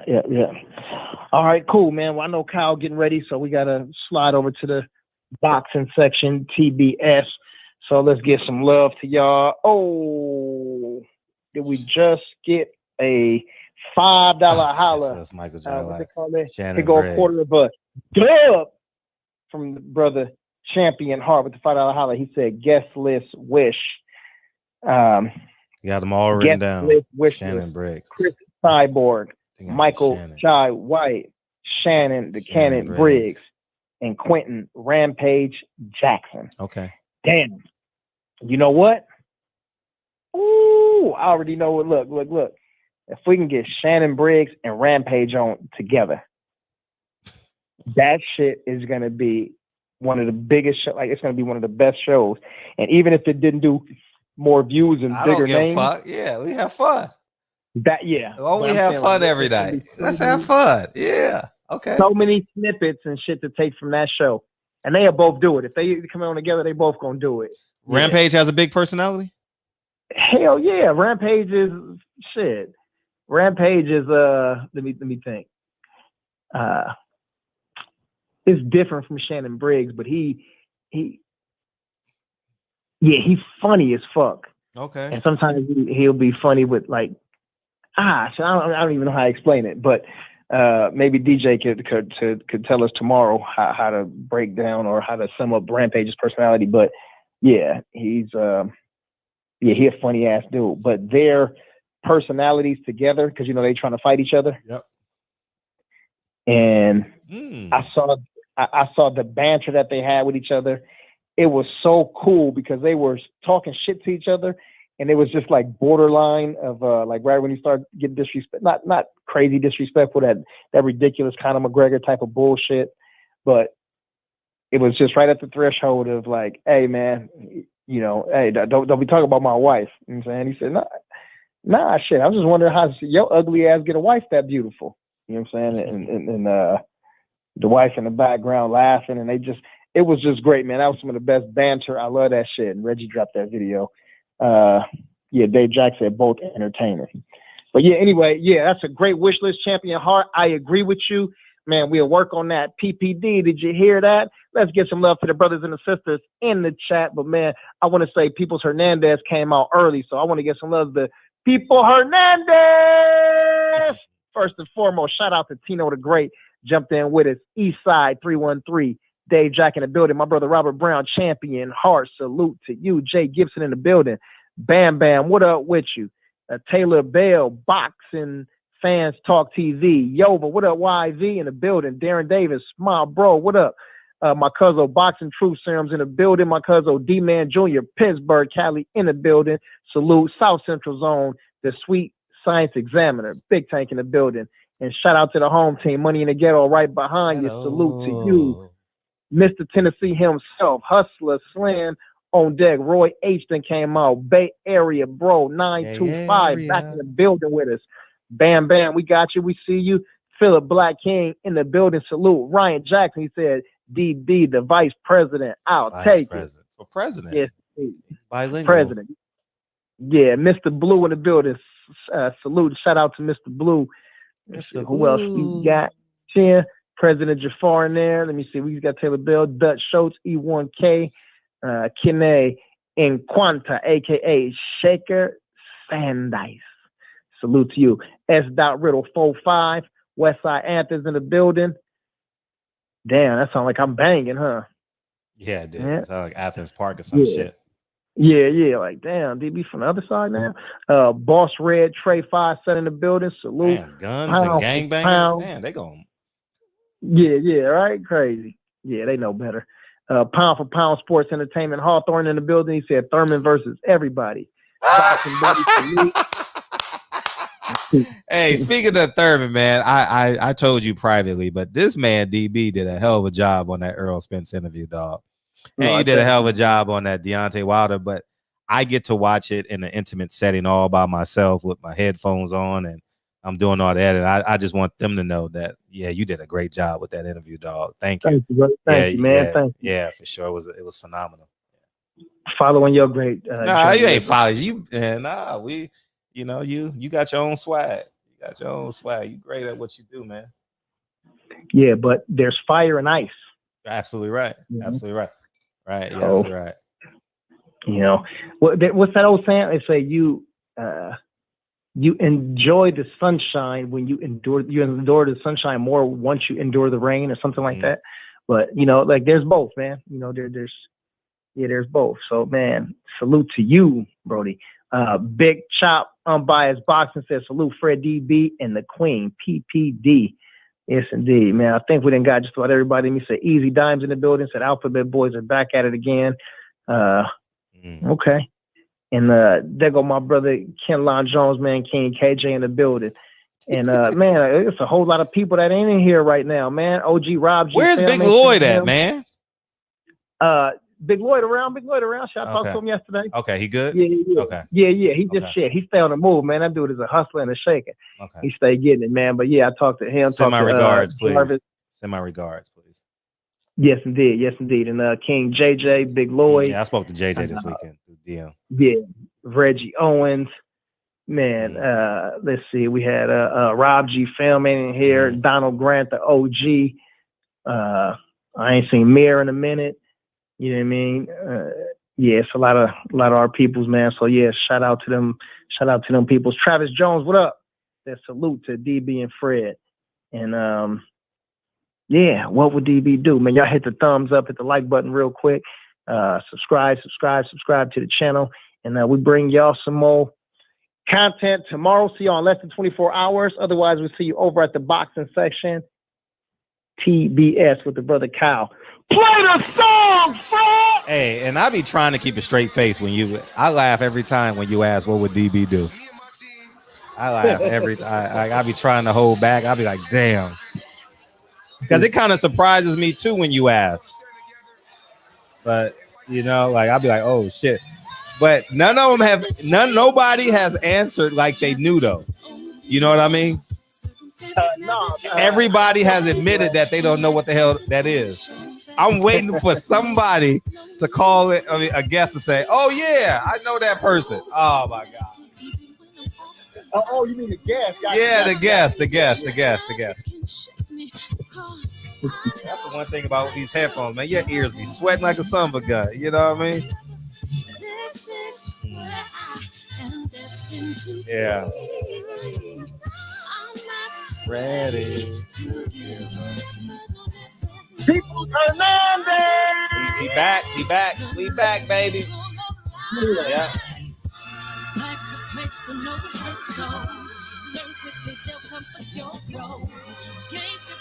Hey, Mike. Cause the devil is a lie. Hey. It's all in what you do. Some things you gotta do.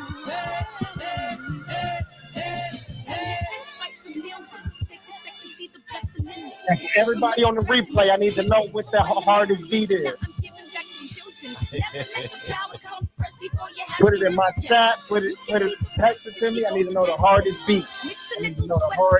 I forgot about this beat. Shit. Get up, open up your words now. It's the moment of truth. No backing down.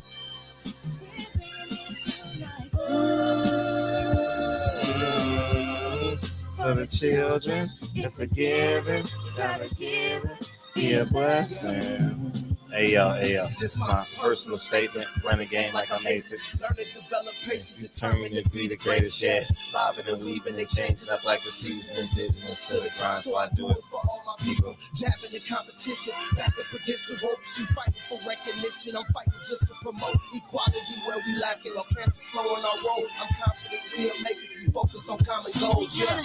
Give back, give love, give something away. Never give up, stand tall to fight another day. 2 toes, 2 feet, I stand on the ground. I'm going back soon and fight this final round. Let's play with no rehearsal. Learn quickly, they'll come for your goal. Can't take it personal, cause the devil is a lie. Hey. I'm telling you the truth. Hey. It's all in what you do. Hey. Things you gotta do. Hey. Love y'all, man. Love you, DB. Mañana. DB, you on mute. You on mute, DB. Oh, shit.